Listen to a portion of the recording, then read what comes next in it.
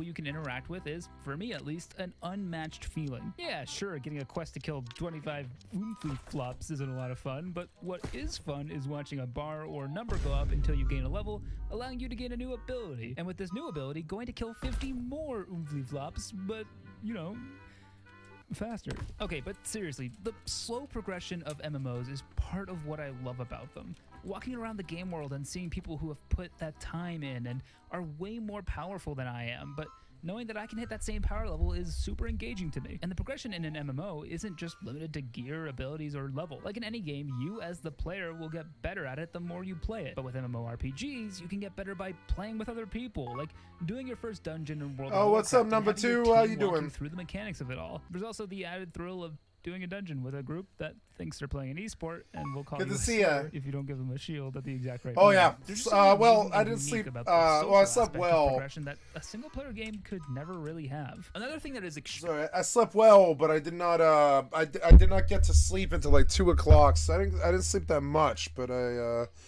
mean, I did a lot of work today, so, you know, I got like what? Yeah, like 8.5 hours. I think that's pretty good. A little bit less than what I'm used to, but it was still pretty good.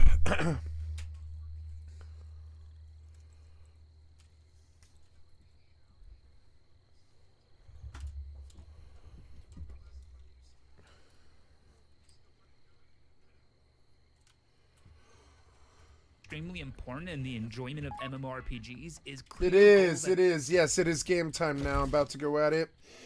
Also, the reason I couldn't sleep is I discovered a new a new MMO done in the old style called Project Gorgon, which I'm gonna debut on my channel tonight after my new world session. And it's a pretty good. It's like $40 on Steam, and I like it. It's an old style game with pretty good combat. And it's made by the people who made Asheron's Call. So I'm also going to debut a new MMO tonight at like, I don't know, like in like 4 hours or something like that. 5 hours? 7 hours? Something like that. 7 hours, I think. Yeah, about 4 in the morning or something like that. I'll play Project Gorgon. And that kept me up for 2 hours today because I wasn't aware of Project Gorgon. Every week or so, I go digging back through the YouTubes looking for any kind of MMORPG that I might have missed, or anything that was making waves, and because I really don't want to miss anything, you know.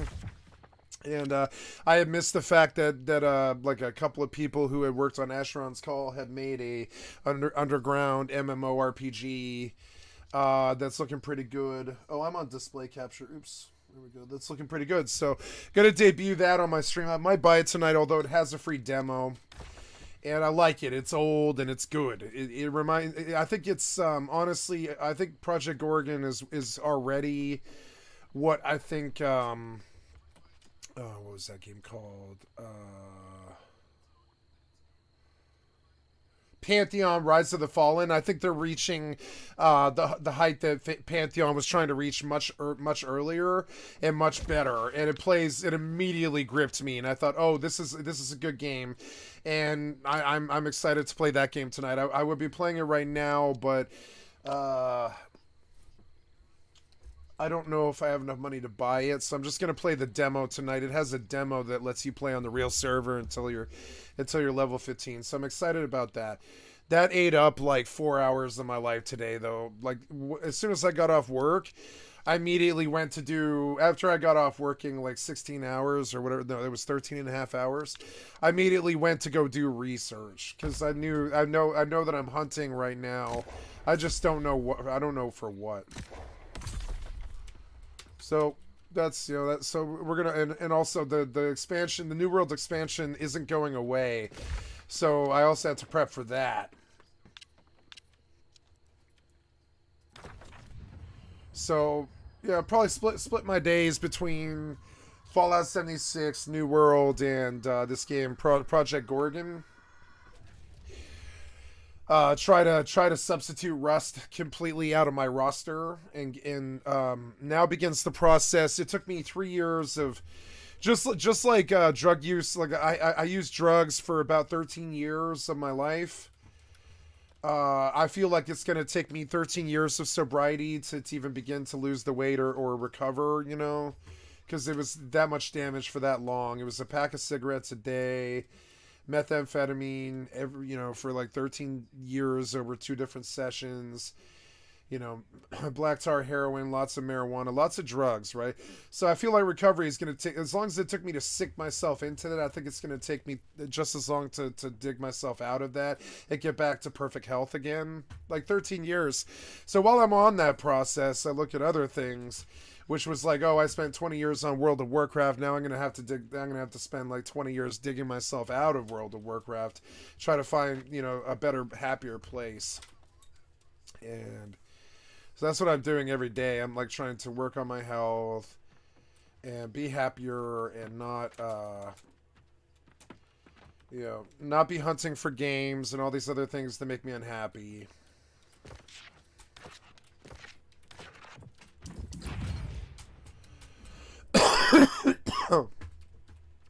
Normally I would sing on Sunday, but I'm not going to do that this week because I missed my appointment with I'm supposed to see a ear, nose, and throat specialist because they suspected I've damaged my vocal cords. Excuse me, and I think I have too because every day it's a little bit worse, and the more I keep stressing and singing, the less likely it is I'll have a voice. So I'm going to skip it this week. I'm sorry. I know that's a cop out, but I mean, like, I literally had it. I've had an appointment to get steroids for my throat for like 3 months, and then they rescheduled for another 2. So now, I missed that appointment. So now I've got like 5 months without any doctor's help, and I full blown suspect I've destroyed my vocal cords after 40 years. So I can't sing tonight. I'm terribly sorry. I can't do any more damage to my voice. I woke up and I told myself I'd see how it felt, but not today. My voice is definitely shot.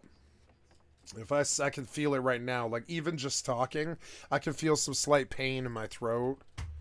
And I'm not going to sing tonight. I'm not going to sing myself deeper into this problem and eventually not be able to speak at all. Because every time I try to, see, do you hear it? Every time I try to talk, yeah, I feel great. I'm not sick. I'm talking about I have worked 105-hour weeks for whatever it is, 4 times 15 months to be.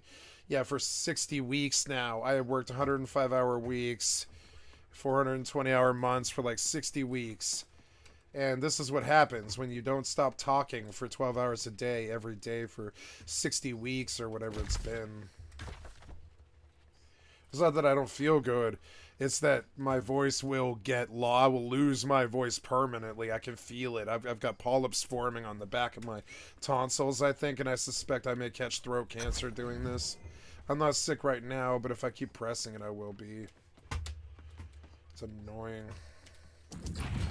Like, I wake up and I've got to blow my nose like 6 or 7 times because I've got some kind of ear, nose, and throat thing. I'll be right back.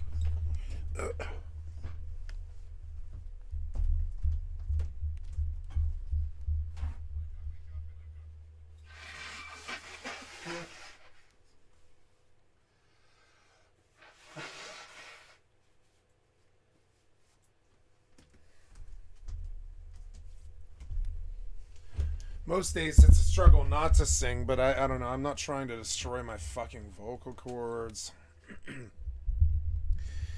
I can hear them breaking. I can hear them going on me. My vocal cords are dying. You can hear it. If I talk in a normal voice at all, this is how it comes out. And it's so annoying. It's like, I was trying to sing a high note right now. Do you hear it? I can't hit high. I've damaged my vocal cords very badly, and I must be careful. And that sucks. And I want my steroids now, but the doctors are fucking around for 5 months.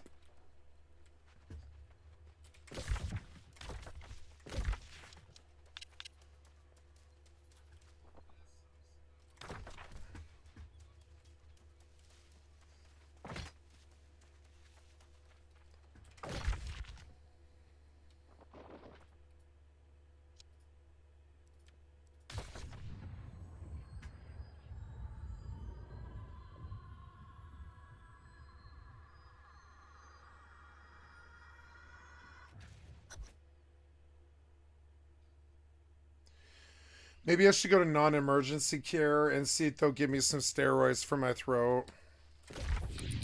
Nobody cares if you do it to yourself. Nobody cares to even help you. I don't think. Maybe I should go to non-intensive and actually get it addressed, because I can't really wait 5 months for them to do this. That'd be the doctors at that point. I'm gonna want to sue the doctors when I completely lose my voice. Yeah, I'm kind of pissed that they're taking so long with this.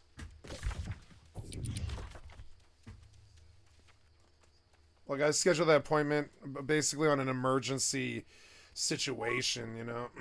Oh yeah, no problem. I'm not gonna stop. I'm just saying I can't sing for. My problem is like when I sing, I do it for like 4 to 7 hours or something like that. And I've done this all my life, so it's like, you know, so I know this particular time, it's not that I mind going live, it's that, like, the doctors fucked me around this time, and I may go for, like, a doctor. I may go to a doctor this week. Like, I actually really need some help. I can feel my vocal cords, like, decaying by the day. Something's happened here. I've done some permanent damage. It fucking sucks. I should be gargling with hot water. And I think I will do that. I'll be right back. I'm terribly sorry.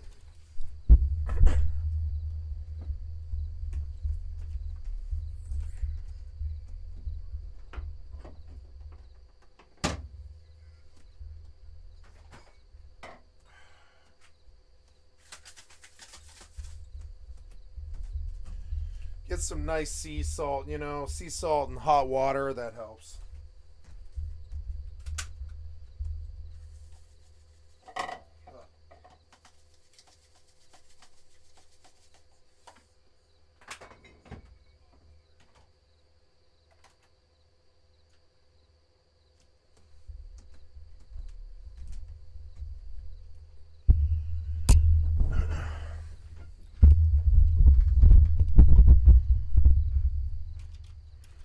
There's some hot water brewing in my Keurig.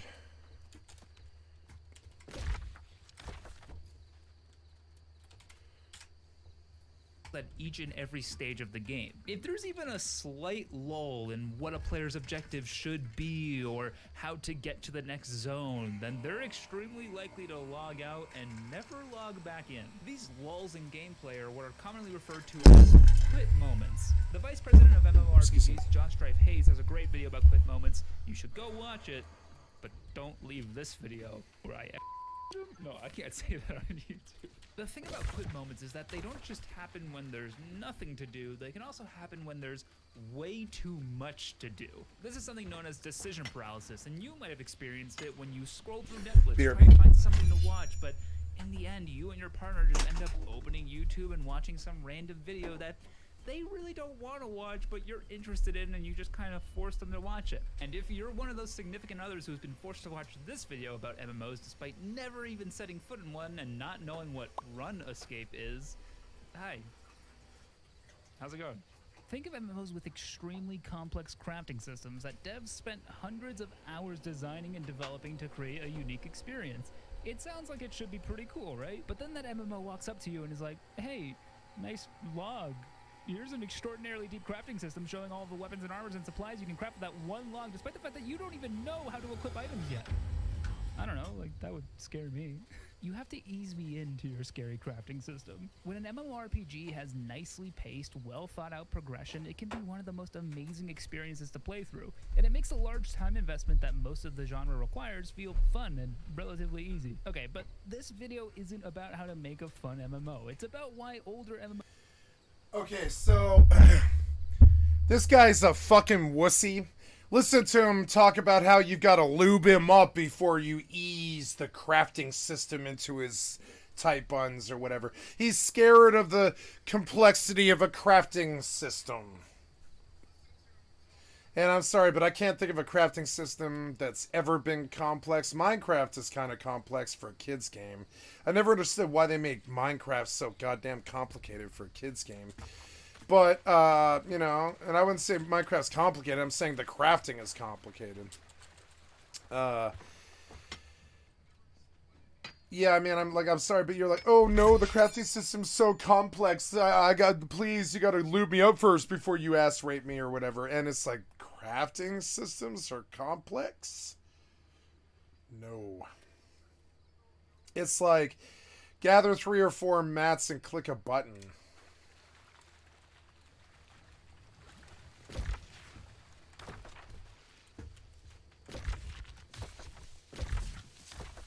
Okay, I'm gonna gargle hot water and salt. Those were just better. So what about BRB. new MMORPGs isn't working? Might be too hot. Why can 99.99% of the new ones coming out not hold their player base for more than a month or two? And why are constantly updated old MMOs like RuneScape 3 and World of Warcraft Retail bleeding players? This can be pretty complicated, and we're gonna get into some deep economics here, so let me leave my presidential office and head over to my business office. Business. I love money, and let's go capitalism. Thank you all for joining me for this very important business presentation. I know you have busy schedules, and I appreciate you making the time. Couldn't agree more. Let's just get right into it. Let's take a look at this graph that I made using imaginary numbers, but I think is generally accurate. This blue line represents the demand for MMORPGs, which starts off a little bit lower in the early 2000s, but peaks in 2007 with games like World of Warcraft, Wrath of the Lich King, Guild Wars, and RuneScape all dominating the market. This red line down here represents the market saturation, That's a little better. aka how many MMORPGs are out there to be played. When game companies started to catch wind of just how much money Blizzard was making from World of Warcraft, their little capitalist bones started rattling in their wrinkly old skin, and with each vibration, a new MMORPG was released. And so the market saturation started going up at an extremely rapid pace. This coincided with a stagnant and then declining demand for MMORPGs. Great question.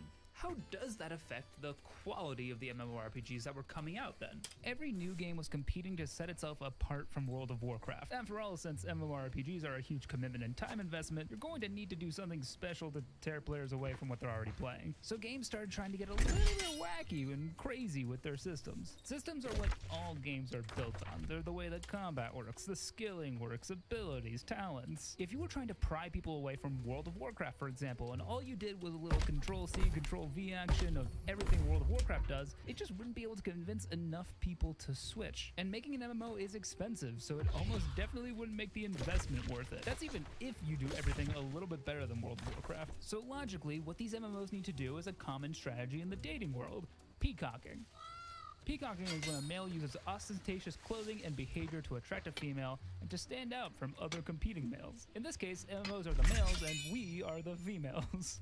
MMORPGs would start developing increasingly complex systems like fast-paced combat, seasonal game modes, permadeath, full PvP, insanely deep crafting, tech trees. Nothing that is inherently a bad idea or poor design, but things that, unless executed perfectly, would do more overwhelming a player than engaging them. Just look at all these MMOs released from 2010 to 2013, the point at which the MMO market was already well saturated. Most of these I'm sure you haven't heard of, but if you have, they probably weren't your primary MMORPG. A lot of the notable ones, though, had one of those complex systems I was talking about. You had games like Terra with its non-target combat system with a heavy use of a dodge mechanic, not unlike the Souls franchise. Terra actually did alright for its time, but it did officially close its doors just last year after Vice President Josh Strife Hayes made a scathing review about it, and they bowed out in shame. You had Rift with its Soul system. This guy wants to sleep with Josh Strife Hayes. Really He's like simping for Josh Strife Hayes, saying how he's the president of the fucking video games and everything.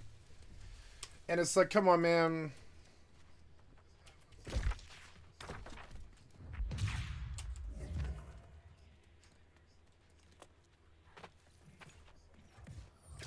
Oh no.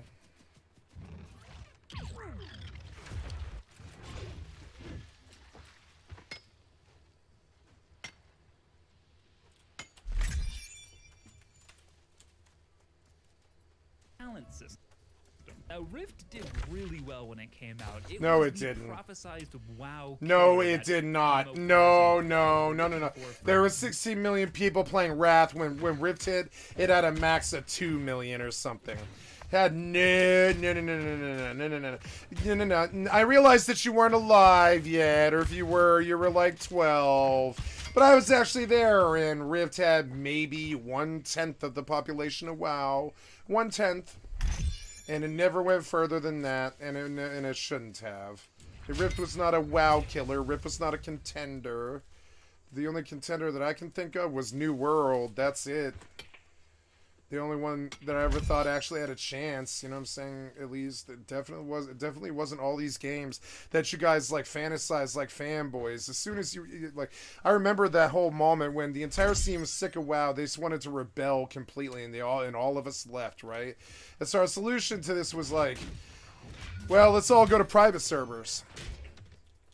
And I remember this, and so let's all make Aeon and Rift and Arcade and all these inferior, bad WoW ripoffs, and all these fanboys went there. Oh man, these games are so good. Arcade is so good. Steven Sharif from Ashes of Creation really believed in Arcade, and I don't believe in Arcade, and I don't think it's a good game to cite. I think it's like the most gacha game I've ever experienced, and so. We'll see, you know, but really, I don't think Rift was even remotely the WoW killer. I remember people playing Rift for 3 weeks and being done with it after the 3rd week. Now, I would say Final Fantasy XIV is a contender with WoW, and it's doing better than WoW now. So WoW, I would say Final Fantasy XIV was the WoW killer, but you got to remember when 14 released, it tanked for 3 solid years, was canceled, believe it or not.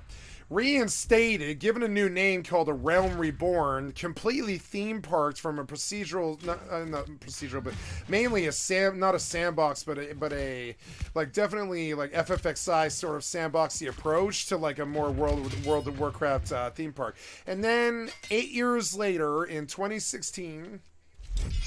14 finally started to contend with, you know, with WoW, and then did steal its population. 14 came in, stole the population, and changed everything.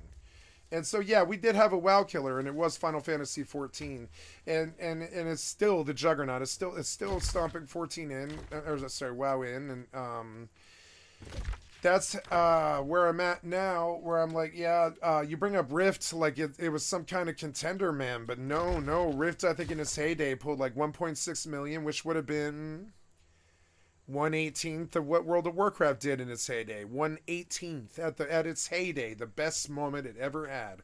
It was 1/18th of the juggernaut that was WoW, and it's not like I'm trying to brag about WoW or say that WoW's a big thing that you can't kill, or that I'm pro WoW or anti-Rift or something. No, I played all these games, but I mean, I'm sorry, but looking at your 12 years younger than, well, more than that, like 15 years younger than me, self, I see somebody who couldn't have been alive when this stuff was going on, who shouldn't be talking about it because they weren't there.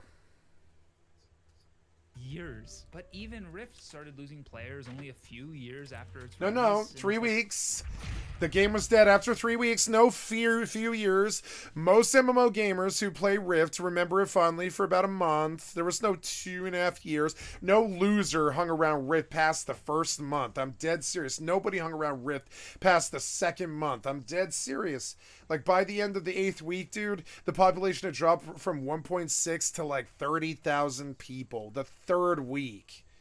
And trust me, I was there. This like Zoomer who's dreaming about what happened about 13 years before his birth and just making up shit as he goes.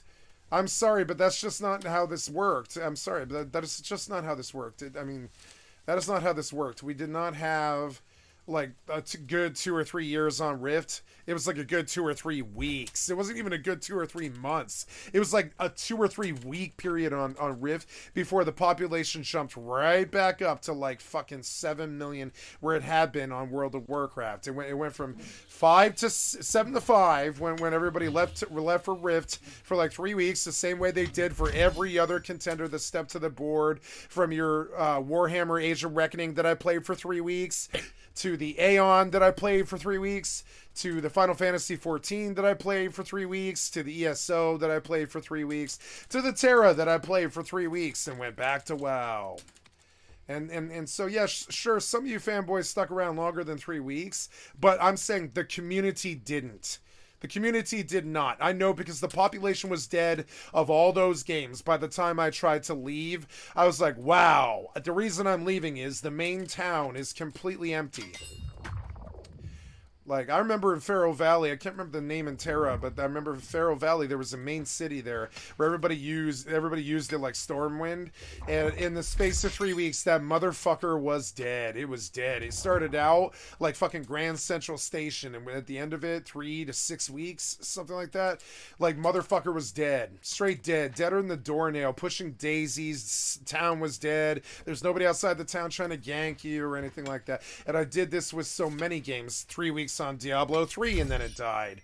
3 weeks on Diablo 4 and then it died. 3 weeks on, you know, trust me, man, like like there has not been a WoW killer except for Final Fantasy 14, and it took Yoshi trying all his heart and might away for 10 years. It wasn't 3 weeks and suddenly it was like 6 times the pop of WoW. It took him 10 years to crawl his way to a quarter of where I'm sorry, not a quarter, but a half of what WoW had ever pulled. And this was at Christmas last year when they had to take Final Fantasy 14 off the Steam store because they were like, the servers can't handle the incoming amounts of people, because the WoW exodus is real and they will show up. And the minute that you promise them that the population isn't dead, like 15 million of them are gonna show up overnight and say, oh my god, let's play with everybody who loves MMORPGs. But I mean, in the reality, like, you know, I'm sorry, your little boomer 15, or not, sorry, zoomer, you know, zoomer doomer, like 15 to 25-year-old, like, you know, like person just wasn't alive when these games were real and were in their heydays and stuff. And so you can lie to the public and tell them how it went and how people hung around. Fucking, are you kidding me? He's trying to say that fucking, like, people hung around Rift for 2.5 fucking years, but no, I mean, the sad reality is Rift went free after 18 months. Because nobody hung out after 3 months. Nobody. 3 weeks is when the game died, in my estimation. But 3 months later, they had a population of 20,000, which is dead. So, I mean, I'm sorry, like, that's just the reality of it. So, no, there was no 2.5 good years. There was no 2.5 good years of Rift. If you were asked the people who play Rift how to play the game, they wouldn't know, because 16 million of them left. You can act like Rift was popular because you hung around it like a bad for 2.5 fucking years instead of going back to WoW where the real skill is. But I mean, in reality, like, you know, or Final Fantasy 14 where the real skill is and the real raids are and the real PvP is and the real farming is, you know. But I'm sorry, if you hung around fucking Rift for 2.5 fucking years, you're an idiot and you shouldn't be bragging about that, and nobody else hung around with you. And I feel like this is the case for Steven Sharif and Arcage. Nobody hung around Arcage like Steven Sharif. And then he steps to the fucking thing, and the first thing he says in any of the interviews is, I really like Arcage, but they broke the game and destroyed it, so we really want to make an Arcage that wasn't like gotcha riddled and labor points riddled and didn't die after 3 weeks. Because it did. It died after 3 weeks. And, you know, like 5 million people left week 3. This is the reality of I mean, I was there. You can't lie to me about it. I was there. 5 million fucking people left Final Fantasy 14 week 3. 5 million people left ESO, you know, week 3. 5 million people left Tower of Fantasy week 3. 5 million people left Terra week 3, you know, month 3, but between week 3 and month 3. And, like, I mean, the big community leaves week 3. And then the idiots who stayed around, who saw, like me, who saw something promising, stay around for another 2.5 years or something like that. I hung around Terra, but I didn't play it for 2.5 years. I went back to WoW. And so this thing about some 23-year-old kid simpering to Joff Strife fucking Hayes, talking about, like, you know, how people hung around Rift for 2.5 years when the population was verifiably dead after month 3. Lying to the public, making shit up as he goes about shit that happened before he was ever dead. Before he was ever alive. Excuse me. Before he was ever alive, people left Rift after 2.5 months. You know, before he was even alive. Basically, by alive I mean before he was even able to press play on a YouTube record. That game died after 2.5 months. I know because I was there. Same as Warhammer Age of Reckoning, same as Age of Conan, same as EverQuest 2, same as Terra, same as ESO. Y'all can say people hung around for 2.5 fucking years, but no, I was actually there and went to the top of the raid scene on all of those fucking games in the first 3 weeks and quit like everybody else when it was garbage. You can lie and be like, oh, the fanboys hung around Rift and comment lamented tragically about how it was dying for 2.5 years. No, nobody did that. Nobody did that. And if it is, it's you. And you were the only 12-year-old at that time who had that kind of time to sit around fucking like Aeon or Rift for 2.5 fucking years. Trust me, yeah, the teenagers hung around those games for 2 years and stuff because they had the time. But no, the community fucking leaves. Trust me, the community left this game after 3 weeks, and by the end of 3 months, it was a dead game. You know, I'm serious. Like this game died after 3 weeks, and if it resurrects like Final Fantasy 14, it will have to walk the long, hard, dark road out of mismanagement hell. You know, saying they mismanaged this. You can tell they mismanaged some of it, and like, you know, and it'll take 10 hard, like, you know, long hard road out of hell. And when the fanboys finally see, like 5 years later, the new world just doesn't have that clunky Final Fantasy 14 shit about clicking some box and then, you know, pressing a bunch of buttons to just auto farm or whatever. And it's a lot more fun to walk up and press E and be done with it. You know? And so I'm sorry, but this gameplay speaks for itself, and this game died. And trust me, all of us want to say, oh man, the game died after about 2.5 years. 15 years later, trust us, all of us want to look backwards with these rose-tinted glasses about these games that we secretly loved and hung around 2.5 years past when we should have. This is one of them, right? This is one of them. It's a beautiful game. You can see there's a lot of things to believe in here. And I hung around for 2.5 years longer than I should have until something actually good comes along. And I'm sorry, but, you know, that's the actual state of things. I was actually there. I closed beta at every single fucking MMO in basically history. And I watched them die in real time. And you tragically trying to say that it was still alive after 2.5 years is a full-blown affront to me that I think is something that only a child's vision ever could have. It's like saying Trump isn't a criminal or something like that. It's a virgin child's view of the world. Somebody who's never broken the law, or if they have, it's like cyberbullying and harassment and stuff. It's a child's view. It's a naive child's view to say that Trump isn't a fucking full-blown criminal facing 200 felonies in court right now as we speak. You can try to say that Rift or Aeon was still alive 2.5 years later because your rose-tinted glasses require for you to lie to the public like this. But in reality, no, Trump is facing 200 fucking felony charges whether you like it or not, and he's done out of the game. And when they say Trump 2024, I say, yeah, Trump's sitting all of 2024 in a courtroom, yeah. Yeah, in a courtroom, yeah. But not running for president, I'll tell you that. Motherfucker's a criminal, and y'all don't have the reality. You want to say to your little YouTube fanboys on Facebook or whatever that you lied to all the time about how you were there and you saw it. No, you weren't there, or you didn't saw it, or you wouldn't be lying out of your fucking ass saying Rift lasted 2.5 fucking years. Yeah, 2.5 fucking months, maybe. 2.5 months if we were lucky. 2.5 months maybe. You understand how you trumped up some lie to 30 times what the fucking reality was? You say, the people hung around for 2.5 years and then it died. No, the people hung around for 2.5 weeks and left. And then the people like this fanboy who do videos about video games, they hung around for 2.5 months and then left and forgot about it and lied to themselves because they tell themselves that this old piece of crap is something that they really loved because they're high on the member berries and they want to go journeying back into their past and resurrecting fucking dead skeletons out of 2004 and 1984 closets and 1994 closets and stuff, and they want to resurrect some skeleton game out of 2004 and lied to the public about how people hung around there for 2.5 years because it was a promising game. But no, Rift died after 2.5 weeks.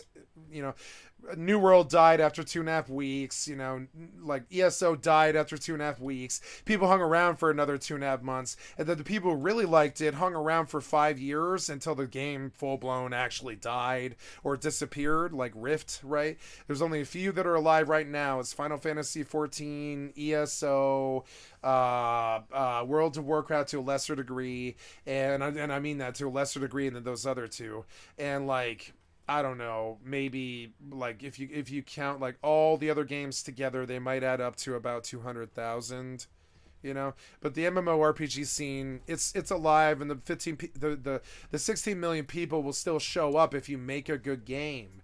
But nobody hung around goddamn Rift for 2.5 years, and don't lie to the fucking fanboys on YouTube about that either. Nobody hung around Rift for 2.5 fucking years. If they did, they were explicitly a Rift player. I've never met an explicitly Rift player. I've never met one. I've never met an MMORPG person ever who was like, yeah, I hung around Rift for 10 years. No, you didn't. If you did, you're still on Rift. It was eventually acquired by a company that is not exactly known for helping MMOs to become better versions of themselves. No, and neither was Treon either. Treon was not known for that either. Every game the Treon Worlds ever made, and that's the people who made fucking Rift, right? Treon was not known for this. Treon is known for making MMORPGs that bomb and suck dick and die after 2.5 weeks to 3 months. Don't believe me? Go Wikipedia. The critical reception of everything Treon ever did was, oh my god, this is the greatest new RPG for about 2.5 fucking weeks, and then it straight full-blown died. And then 3 months later, it's this dead Titanic thing that they spent $1 billion on and tanked $1 billion in 3 months because they just didn't really know how to compete with WoW. And I don't know how to compete with WoW either, but I'll tell you that action combat is intrinsic to it. I know that action combat, and I mean, I would say WoW has a lot of really good action combat, despite its tab targeting. I would say WoW has some pretty fucking good some pretty good fucking action combat, I would say. So I hate it when they use the fact that a lot of these kids just weren't alive to lie to them on YouTube about the popularity of something to try and get them to fucking resurrect it. Like Ralph, right?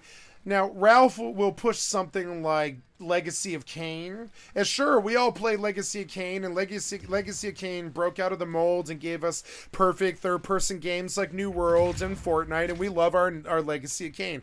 Should Legacy of Kain be resurrected? No, because then at that point you have what's called a Kena, Bridge of Spirits, or a, like mediocre third-person games that, while they do well, there's still one-player games that don't have the kind of weight to hold an MMO, like the way New World is trying to do. Why are you retreating as you arrive at me? It's just so stupid. Design your mobs better. Yeah, die. Ouch. Oh my god. Oh no. As I watch them just lie. As I watch them lie right to the other fanboys' fucking face. Oh, people hung around Rift for 2.5 years. Yeah, and you're fucking Rift obsessed. Like, I hung around Rift too long. I want to lie to the public and pay and pay a brushstroke, or just kind of like sharpen the image of Rift for a bit. No, anybody with a clue left Rift after 2.5 weeks to 2.5 months. And if you hung around Rift for 2.5 years, I don't know why I'm listening to you. With its morality and trust me, okay, another game I've been trying to bring up for like 15 minutes is WildStar.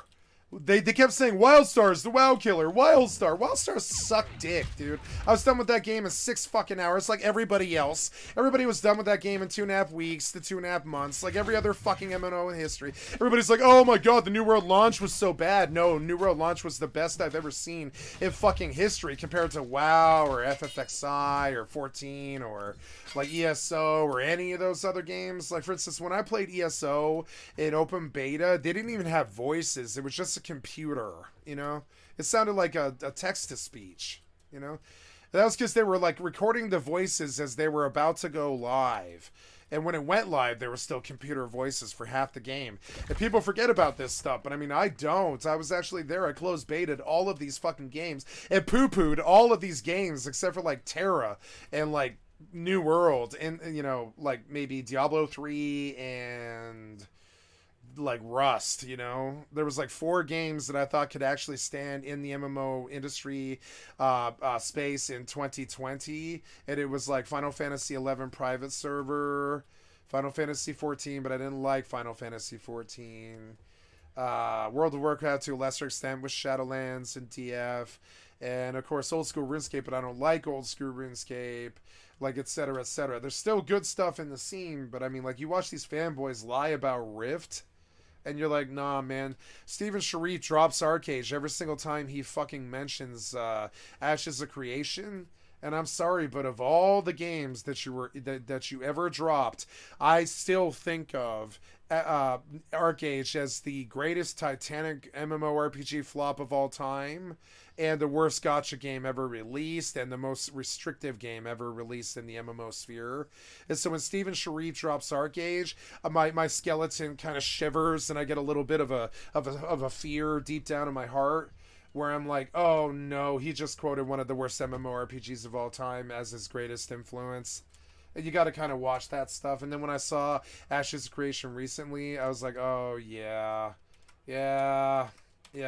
this guy, he cited the wrong game, and he cut his teeth on the wrong game, and he hung around, you know, Arcade for 2.5 years when everybody else left, and the game that he built afterwards is, while it's a good game, it won't contend with even New World, you know. And I'm sorry, that's how I feel about Ashes Creation. I'm more of a believer in PAX Day now, based off the idea that some of those devs are ex-CCP, than I am while Steven Sharif quoting Arcade, because Arcade was a goddamn fucking shitstorm. I'm sorry, I know it's one of your guys' favorite games and all this, but I mean, it really was a Titanic shitstorm. I was there in real time, every second of it. I was there on the front lines for all of these fucking games. I was there for, like for instance, that one on the cell phone that I bought because it was cross-platform ended up being a fucking total fucking ripoff. What was that? It was, I spent $150 on Arcade. That was a fucking ripoff. Total ripoff. Everybody was like, Arcade is the new WoW and all this. Nope, complete fucking ripoff. Spent $150 on that. Complete fucking ripoff, right? Then everybody was like, Destiny 2 is going to be the next new MMORPG. I spent $50 on that.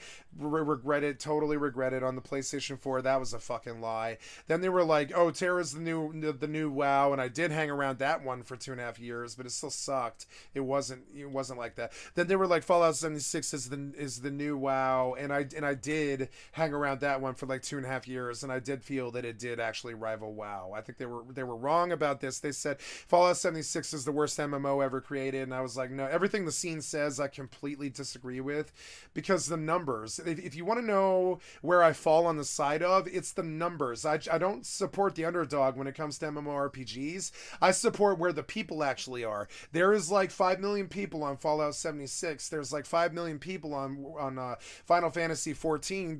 Then there's like 5 million people on Genshin Impact, because those are the 3 big MMORPGs that are on console, and also BDO. BDO's got like 3 million people too.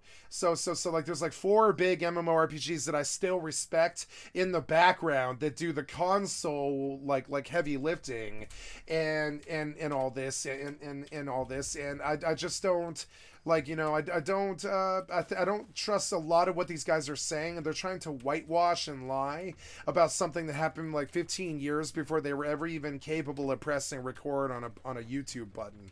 So I'm like, I don't know, man. I'm sorry. Like I was actually there. I closed beta'd or open beta'd all of these games, including the one he's talking about. From the Knights of the Old Republic. And it I closed beta tour, and I left after 3 weeks, just like everybody else. I left after 3 weeks. I was like, this is not good, you know. This is not good. It's not good like WoW. It doesn't have that MMO like FFXI feel where you got to start out beating crabs' asses on the beach until you're level 75 or whatever. It just didn't have that fucking vibe at all. It stank of failure, like all these other games that failed. It stank of failure.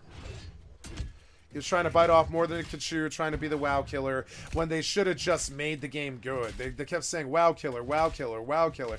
No, man, you didn't have the WoW killer. You just, like, You know, you just like told yourself that, and then WoW just died on its own. Because it was Star Wars, and other MMOs didn't have the license to be Star Wars. Not gonna lie, Star Wars: The Old Republic didn't do too much different. It was still a good MMORPG, but it was good, but it wasn't that good. Really didn't last that long in terms of having a huge player base. But I know what you're thinking. Why haven't I mentioned one of the biggest MMORPGs ever that was released between 2010 and 2013? ESO. Allowed you to explore the world of a beloved Japanese ESO. franchise. Final Fantasy 14. Hello Kitty Online. Yep. Unfortunately, like so many other MMOs on this list, Hello Kitty Online closed its doors in 2017. But luckily, its website is still up, and we can see the last message the developers ever put out to its player base. Hello, everyone. Springtime has finally come. Easter is just around the corner, and we're holding several events in celebration. We'll post details soon. What is it with like I don't know why MMORPGs are so obsessed with holidays. I fucking hate holidays, and I think most people do. Why did they get so obsessed about holidays? It's you know how your mom or your grandma or whatever gets super nuts when Halloween comes around and Christmas and does all the decorations and the candy and everything like that.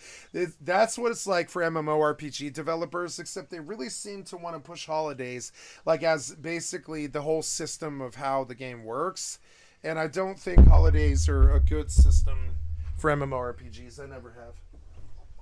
Oops. Can't find my pen. What did I do with them?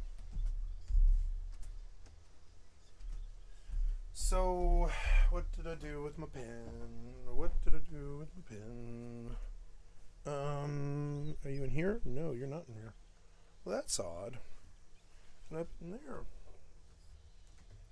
Is it underneath or something? Nope. That's odd. BRB.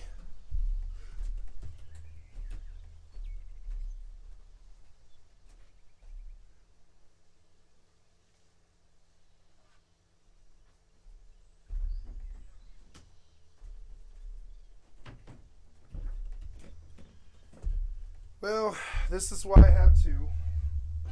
Okay, so there we go. Let's listen to this video. It's out on fun games and prizes. See you in game. The Hello Kitty Online team. They never did post those details. Nope.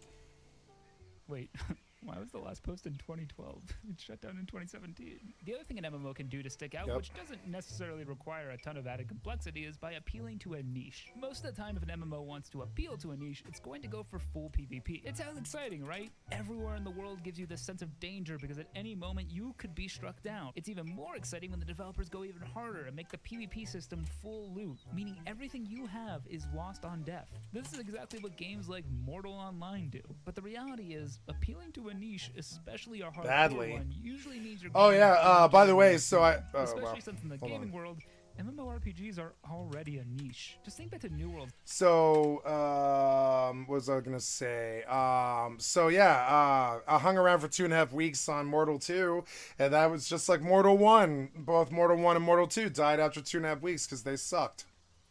I was there. I wrote a review about it, how I sat in queue for 2.5 weeks and then left. And after I came back and finally tried it again, the first thing that happened is I was ganked by a friendly right inside the city. And I was like, yeah, this is a complete dumpster fire. Complete dumpster fire. That game sucks so bad. I had a friend try to pitch, I really liked Mortal 2. Yeah, no, oh, sure, we all did, but I mean... Yeah, we all liked Mortal 2 in the first starter zone. Then you get out to the real game and you realize that the entire world is empty and it's like the greatest scam that's ever existed. And you're like, oh no, they sold an MMORPG that has no mobs. And you'd be surprised how common this is. That's how Greedfall, or not Greedfall, but something Fall. What was that? There was another one, another MMORPG that died recently. That was all gacha that died. Oh god, what was that? It's something Fall. What is it? I closed baited that one too for like 40 minutes, and I was like, no, this game is fucking terrible. Yeah. Can't remember the name of it though, because it sucks so bad. Development. New World was one of the most hyped MMOs in recent memory, at least, you know, one that has actually been released. One of the features it was most proudly and loudly boasting about was its PvP, until they realized that if they wanted to survive and even thrive, they were going to need a strong PvE experience too, since PvP was just too niche. In the end, they did both decently, but neither really well, and the game just kind of, well, you know.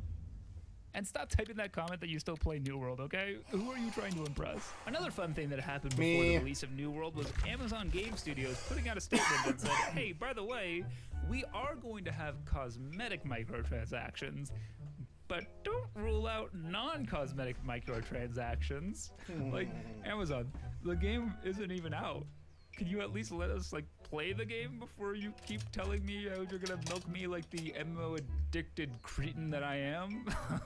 But I mean, to be fair, Amazon does mean the money. I mean, Jeff Bezos is only the richest man on earth.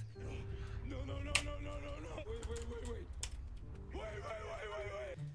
How is he supposed to afford to make an MMO without $5 rainbow lines, you know? But that does bring me nicely to one of the biggest problems with modern MMOs. Microtransactions. That's right. Microtransactions aren't cool. And I know all the fanboys want to pull out and rip microtransactions. No, spending money on microtransactions like these fanboys do is goddamn dumb. Microtransactions are fine. Microtransactions are fine.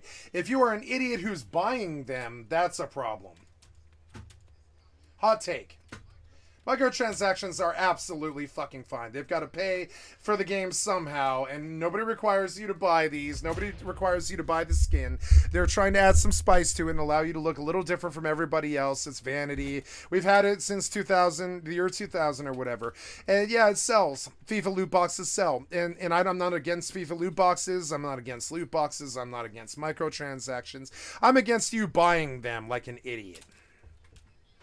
And you complain and complain and complain like the little white virgin who never got sex in high school, who's scared of everything and is xenophobic, right? Little Republican, little Eichmann virgin, right? Is scared of everything, including sex and violence and everything in between. And so then he goes on down and he says, I don't know how to say this. It's like...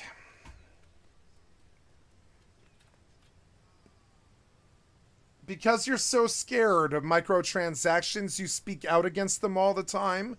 But I also think you're the only person stupid enough to buy microtransactions, which is why you're complaining about them. Do you hear it? I'm going to say it again so it makes sense, right? The only reason that you complain about microtransactions is because you're the only stupid person stupid enough to actually pay for microtransactions. This is how Asmongold looks at it. This is how I look at it. This is how everybody looks at it except for you. The only one bitching about microtransactions in the fucking chat all day is idiots like you who blew $2,000 on Fortnite skins or Valorant skins or, dear God forbid, CSGO skins or dear God forbid, FIFA skins. You know what I'm saying? You're the guys who bought all that stupid shit. I believe I've spent maybe $200 on skins in my entire life, and I didn't even buy a skin until the year 2018 or something like that. And in the last 5 years, I blew about $200 on Fortnite skins because I had a trio that wanted me to. Well, they didn't want me to, but they liked that I had the Fortnite monthly pass, so I didn't roll garbage skins all the time. And it becomes this thing about, oh, this guy sucks dick because he has no skins. No, this guy is obviously better than you and not as stupid as you and probably more skilled than you because he doesn't have skins and doesn't waste his money like that. If you're willing to blow your money on skins like an idiot, how good at the game could you possibly be, you know? And I'm sorry, but that's like literally, like, now skins are great. I don't care that they're there. Like, you know, support skins. Don't really care. I like them. They're good. Whatever. But I mean, like, it's not some dick measuring contest like you guys tried to make it out to be. If you're dumb enough to buy those skins, good on ya. You know, good on ya. That's how I view it. And in the secret in the background, I'll say it on an editorial on stream because it's my stream, and I feel safe in saying it. Yeah, I kind of judge you a little bit, and I kind of think you was a bit silly that you spend that much money on a digital fucking NFT that represents basically nothing for you. $20, and it's not even unique. It's an NFT that everybody has. You buy that skin of Sarah Connor. The last skin that I bought was Sarah Connor, Terminator 2 era of Fortnite, Season 2, something like that, 3, I forget. And I bought that, right? I bought Sarah Connor, and it was expensive. The entire Terminator package was like, I don't know, $25 or something, and I had a bunch of V-Bucks saved up after I paid for the monthly for like a year. So I bought the Terminator package at $25 or whatever it was, $20 worth of V-Bucks, and that's the most I've ever spent on skins. And it was not an enlightening experience because when I walked into the fucking match, like half the people there were Sarah Connor. So I was like, oh, good. I have an NFT that made me feel like I stand out. Like I show the world that I really like Terminator 2, that was my favorite movie for 10 years and stuff. And Fortnite's so cool because I can buy the Terminator 2 skin. But then when I get in there, I realized immediately that I was a sucker who blew $25. And, you know, sure, the skin's cool and I'll have it forever. And maybe in 20 years it might mean something. And skins are cool. I do like skins, but I still look at it like from that point of view at that premise. I see that you spent $25 or something, $5, $10, $15, $20, $25. Always seems to be $5 increments, which is just alarming to me. If I had made skins, it would have been $1, $3, $5, $7, $10. These guys talk about $5, $10, $15, $20, $25, you know? And Jesus Christ, $25 is a monthly sub. You could pull, like, you know, you could easily pull like 400 hours of entertainment out of a monthly sub for $20, or you can get a skin that you're bored of 10 seconds later for the same amount of money. And I'm sorry, it just doesn't add up.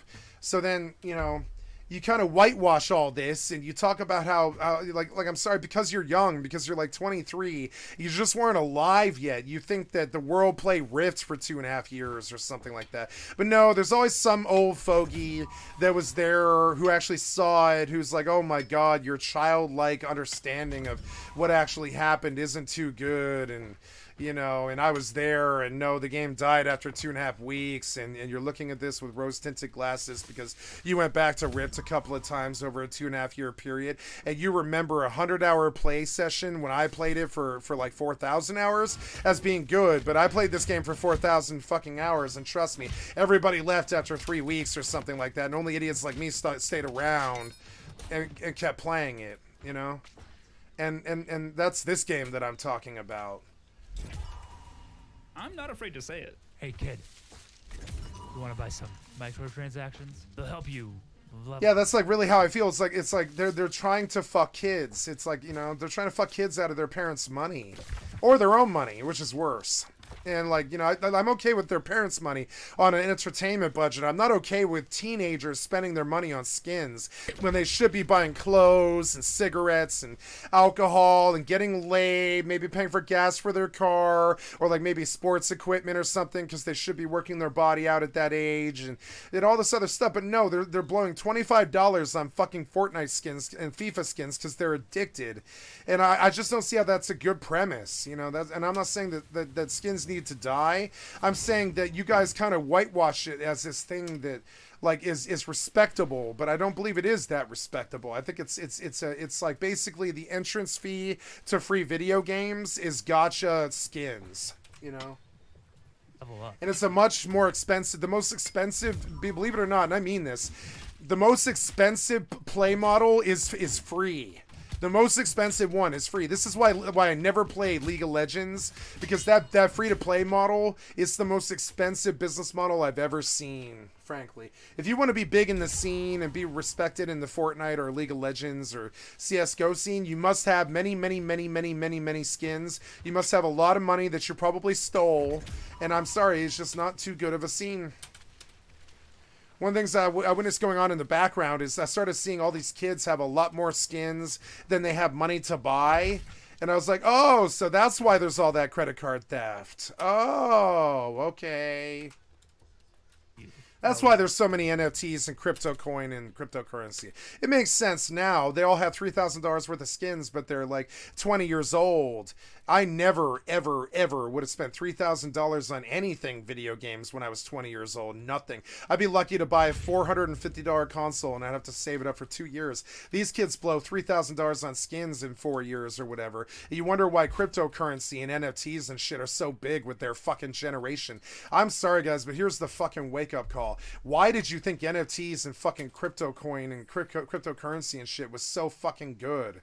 Why did you think that like trashing the GPU scene was a really good thing for video games? Why did you think the currency that child molesters use is a good thing? Why did you think that, why did you think that, that you need to spend that much money on skins that represent basically zero actual power, zero actual gain, just basically your money's gone and it's switch wallets, and instead of you the young sort of struggling person, it went to Epic, who gave your money to the Ukraine. Gave $550 million to the Ukraine. So you want to know one of the reasons why I like Epic so much is they donated $500 million to the Ukraine during the war. Where did they get that ill-gotten money? Oh, it's skin money. It's a month worth of skin money for them. And so they just threw it away not threw it away. Thank God they didn't, but they just gave it to the Ukraine. Thank God they did. And I respect Epic for this a lot. They put their money where their mouth is. But, don't know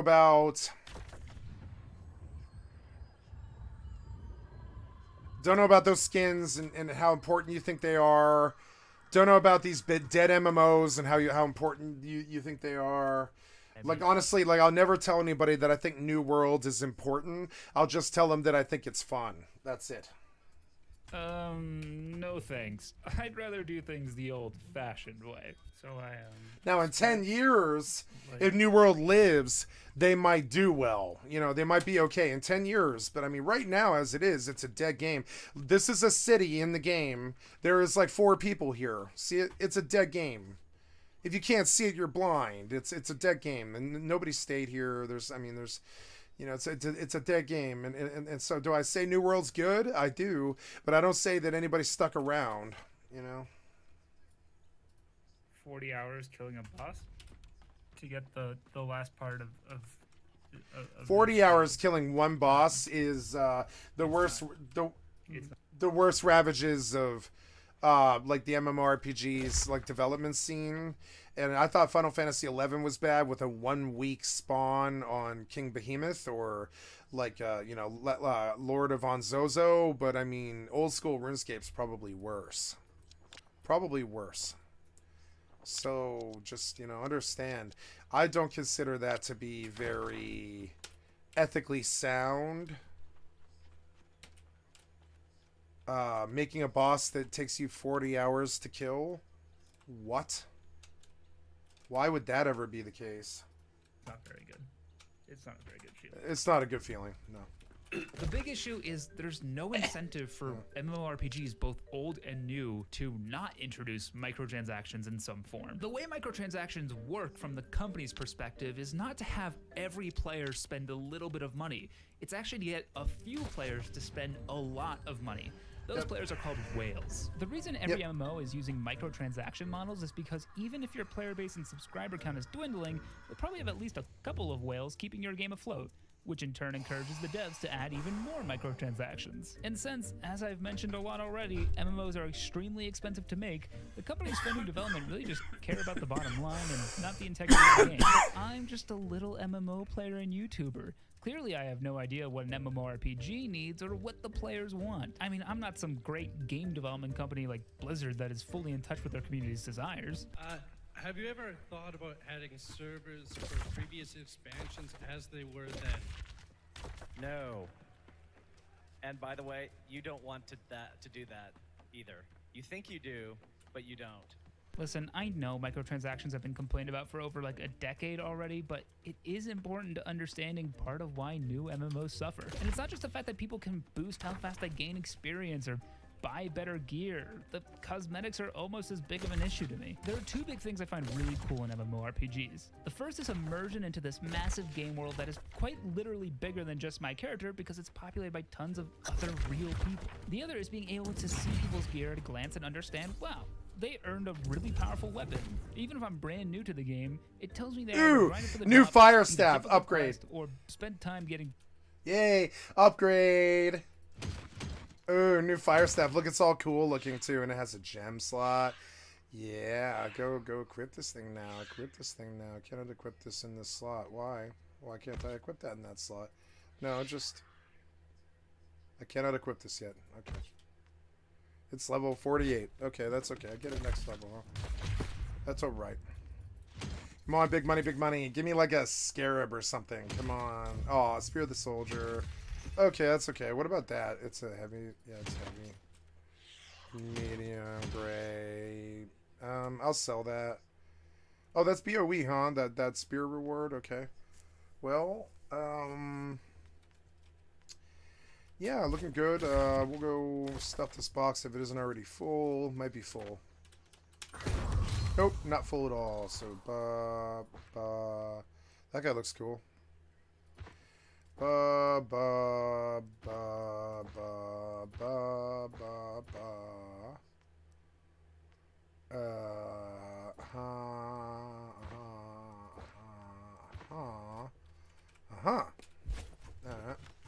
Alright, and then, oh cool, I dinged 47, which is cool, yeah. We'll go burr. When I feel like I have enough, I'll buy another bracket in one of them. Yeah, that's everything. Oh no, I have a weapon mastery point and great axe. That's good. So, what else have we got here? What else do we need? We need, don't need that. We aren't done with this chart yet. Frustration. Whenever your attacks are blocked, gain a stack of 15% damage for 10 seconds. Great axe attacks against foes below 30% health have 15% increased critical chance. Increase armor penetration of great axe attacks by 10% against foes below 50% health. 3 stacks of empower. 20% haste. I mean, I'm gonna just go this whole chart is so good that I'm just gonna go this whole chart. So of these, I believe this crit condition fits my execute the best. So we'll buy that. Then I believe I will move on and I will run food. Well, no, locate. Oh, I'm going to Eden Grove, huh? Oh, cool. We're going to Eden Grove. That's good. So we'll go to Eden Grove. That means teleporting from Weaver's Fen and hitting. Or well, it would be this one here. Yeah, this one here. We're done here. I believe so. Yeah. Oh no. You know, I wouldn't mind looking for maybe an upgraded axe, just because it's like the main damage, you know. I don't need a fancy fire staff wait a level for that, but I wouldn't mind a new axe if there is one. Oh, I need a gem for that fire one. What do we, it's like onyx, I think. Yeah, onyx. So we're gonna go consumables of the cut refined resources of the cut gemstone variety all the way to the bottom to cut pristine onyx. We'll take that. I have 2,800 gold. That's not bad. Got an onyx. We're gonna come back and we're gonna buy an axe, two-handed weapon, great axe. Can equip, can afford. Eye level 454 is an upgrade of 24 eye level. It's got strength and con on it. It's only 11 gold. We're definitely going to buy it. Good. Then we'll come through and we'll take a look at weapons of the magical. Let's turn on the music, I guess. Or let's turn on his video. Filthy rich. Cosmetic microtransactions totally ruin both of those things. I mean, seeing someone in WoW retail riding this crazy winged horse mount at level 10 that you can get from the microtransaction shop, which is introduced to you by an in-game quest, by the way, it just kind of breaks my immersion and makes mounts earned from raids feel less cool. But that's nothing compared to cosmetics that are just completely out of place, like RuneScape 3's headbutt mining, or RuneScape 3's wings, or RuneScape 3's baby panda, or RuneScape 3's Daruma. Oh my god. fuck is that? Okay, but what about WoW tokens and old school RuneScape's bonds? Those let you buy gold for money. Isn't that a microtransaction? Are you? But yeah, to be clear, bonds and WoW tokens are microtransactions, and I don't like those either. I understand that they do have their advantages, like old school RuneScape's bonds mean that free-to-play players can get membership without spending any real-life money. But the ability to buy in-game currency with real-life money is just always going to be a net negative to me. Just because a microtransaction isn't directly letting you buy levels or gear or giving you gross, ugly cosmetics doesn't mean it's good. It's still bad for the integrity of the game. These companies have somehow conditioned us into being like, well, some microtransactions are okay. But the truth is, no microtransactions is always better than any microtransactions. And if your game needs microtransactions and boosts to be playable and enjoyable, you've made a bad game. Listen, MMORPGs these days are in a really tough spot. They're coming out at a time where the market is oversaturated and the demand has really never been lower. And we're also in the era where you need a large investment to make an MMORPG. It's not like back in the late 90s when one guy could make Ultima or three brothers could make RuneScape. Or It is like that. It is like that. It is like that. I'm about to play a game. See, they just lie. A lot of times they're like, oh, I'm young and I'm ignorant, so I'm just going to state some claims that I think as fact. You can say, I think that two-man teams can't make a game anymore, but no, it turns out you can make a Minecraft if you're alone. You can make a fucking Project Gorgon with just 2 people. You can make Project Zomboid if you're alone, and this is a full-blown direct-ass misdirection lie. Straight up fucking lie, and I kind of resent it a little bit. I resent it. That is a lie. It's a full-blown deceptive lie in a way.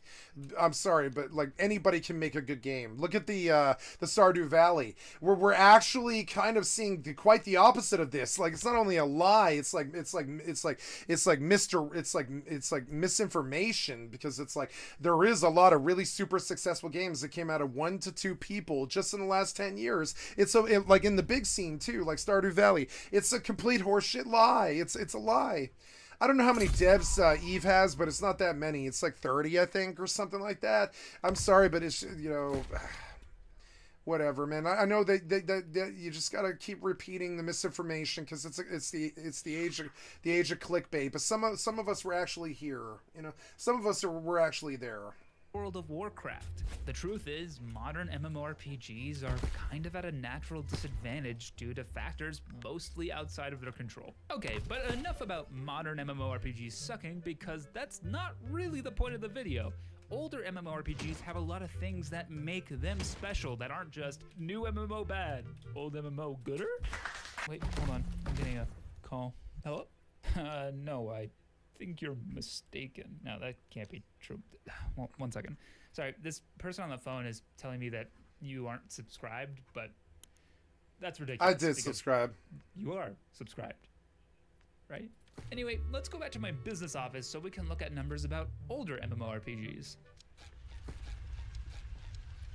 This isn't the way to my business office. It's this way, sorry. You'll remember this graph that showed us that new MMORPGs are joining an oversaturated market with low demand. But the absolute inverse is true back in the late 90s and early 2000s, when demand was on the rise and the saturation was still really low. I mean, back then, all you had was like Ultima, Guild Wars, EverQuest, Neverwinter, RuneScape, and World of Warcraft, which sounds like a lot, but in reality, it's not that much. And that's especially when you consider that when World of Warcraft came out, EverQuest was just gone. EverQuest died. Sorry, EverQuest fans, but you know it's true. So what does this lack of competition mean? It means simplicity. The MMORPGs that were first onto the scene in the late 90s and early 2000s weren't fighting to stand out against an ocean of competitors. Yes, you still needed to do something different than the other games on the market, but you didn't need to dig too far deep to do that. This meant that the underlying systems that drive all these games were really very simple, clean, and usually well designed. And to be clear, a simple system doesn't mean it's bad. It can actually mean the exact opposite. I mentioned before how overly complex systems of new MMOs are often a turnoff more than a draw for new players. Well, the inverse is true for simple systems. Think about the system that most players think of first with every MMO. combat. Sure, World of Warcraft Classic has a whole host of abilities, but the number of abilities per class isn't actually that much, and the fact that you earn them in a slow progression from levels 1 to 60 makes it extremely easy to digest. Compare this to WoW Retail, where not only are there more abilities and more classes, but leveling is 100 times faster. I mean, speedrunners can get to max level in under 5 hours. That's something that will take you hundreds of hours in Classic, even for the fastest players. That means you're constantly getting new abilities and it can be hard to keep up. It muddies what was once a simple, clean system. Other than that, the combat is target-based, so you click on an enemy, button mash your ability rotation, and you're off. It's so simple, but it's smooth as butter and a lot of fun to get into. If you ask any WoW Classic player what they love about the game, they'll usually tell you the combat is at the top of their list. I mean, the reason there was a mass exodus from WoW to Final Fantasy XIV a couple years ago is because Final Fantasy XIV has a very similar combat system, and WoW players are not willing to sacrifice that in their MMO. Old school RuneScape's combat system is literally point and click. Like seriously, you point and click and watch your character do damage. You don't even have to watch. You can actually just get up and go do something else if you want. You know, you could get a job maybe. We've been wondering if you're gonna do that. Oh, you're just gonna keep watching the video? Okay. All right, and yet when Jagex decided to I don't like change the RuneScape's combat shaming. forever in 2011 with the evolution of combat, You are very aware that this scene is not working. Most of them are not working. COVID was not good for them. They sat around and just play video games the entire time. I mean, I know I was one of them, but I mean, I did work a lot of that period though. Yeah, I was still repairing laptop screens, still doing stuff in the background, doing like shitty temp labor and all this other shit. I was on unemployment from working the previous like 13 years, and, you know, and only for 2 years as well. I'm like, I don't know, that shame of like shaming other people's like deal right now in the struggle is not maybe the best idea. Oh, I got another bag slot. Shit, that might be expensive. Bags, tools. What is this? It's like bags. Sort by eye level.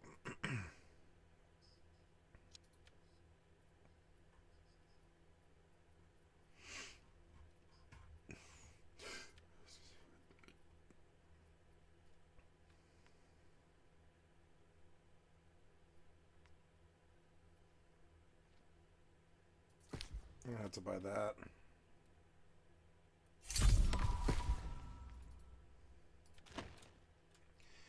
Okay, everything's looking good, I think. We're gonna repair all.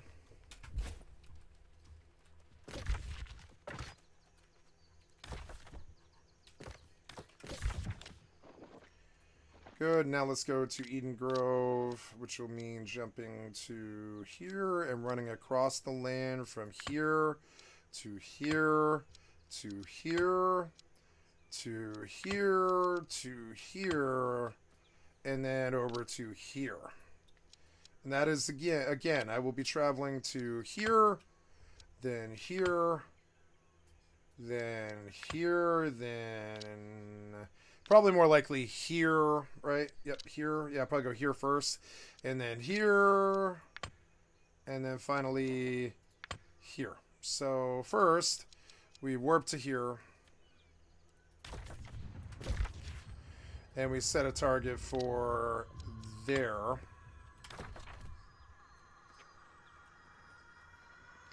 I want to maybe kind of turn off some of my legend and see if it clears the compass a bit. I'd like to clear the compass. Can we do that? It's like filters, right?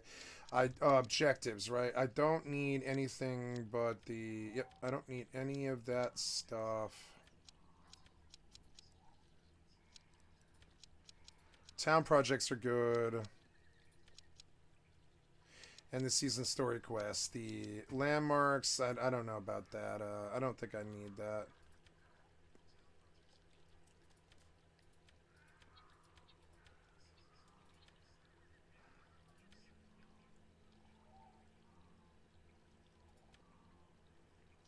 Fast travel points, forts. I don't really think I need the fort even.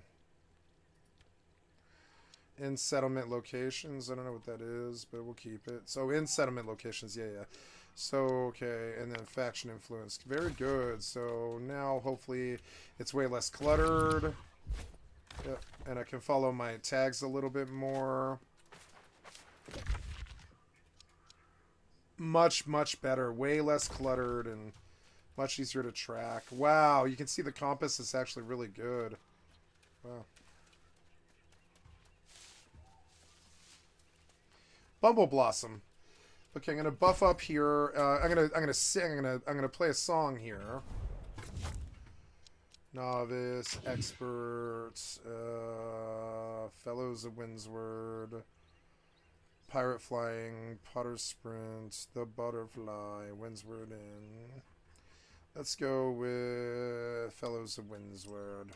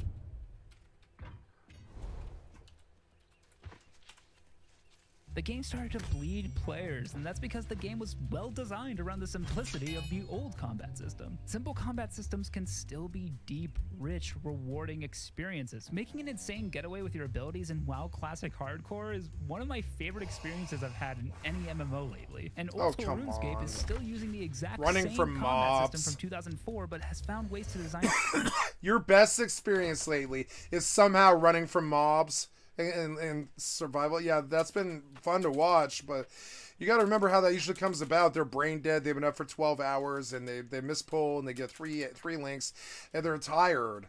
I don't understand how like pulling mobs is I'm sorry, but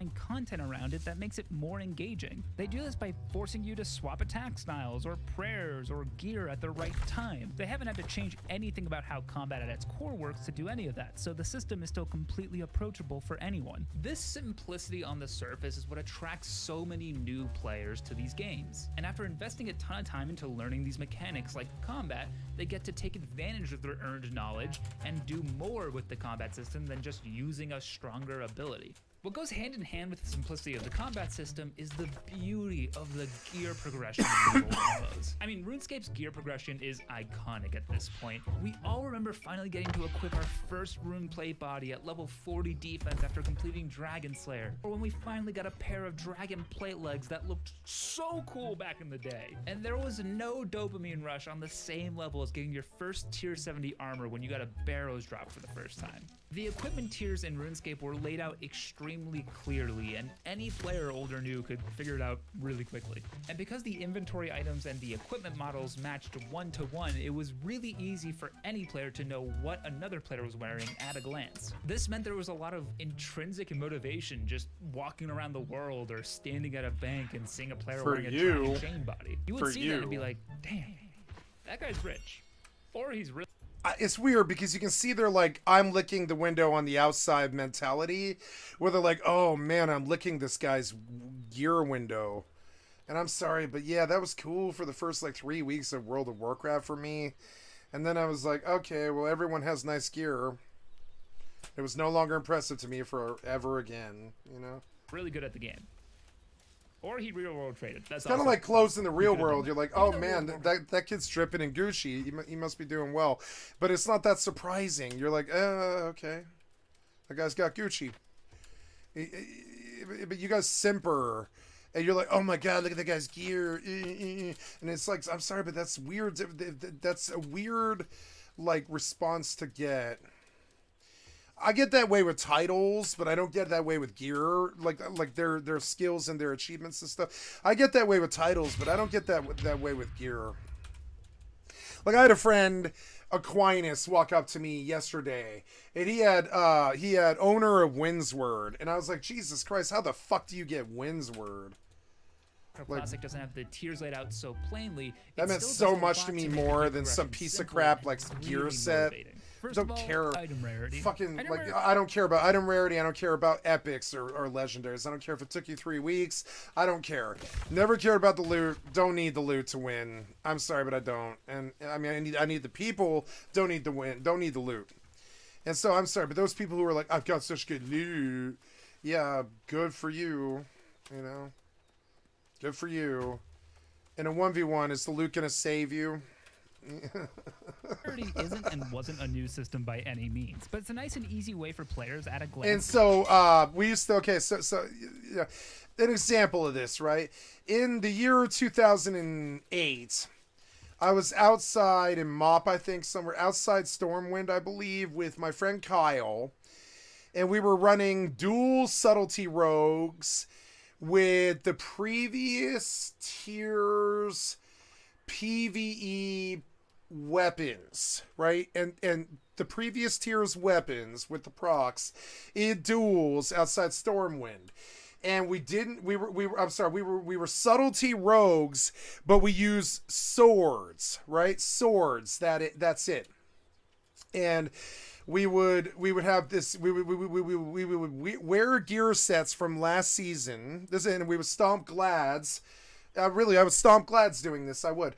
And it was an entirely different vibe where any WoW player would know what I'm talking about, but I'll describe it a little bit better. Recall that Subtlety Rogue is about backstabs, and it uses daggers, and Combat Rogue uses swords. But I mean, in MoP, you could run swords and still get backstab, and so all we did was run around backstabbing. It was a backstab spec, and so we would teleport to you, sap you, ambush open into backstab, into rupture, into backstab,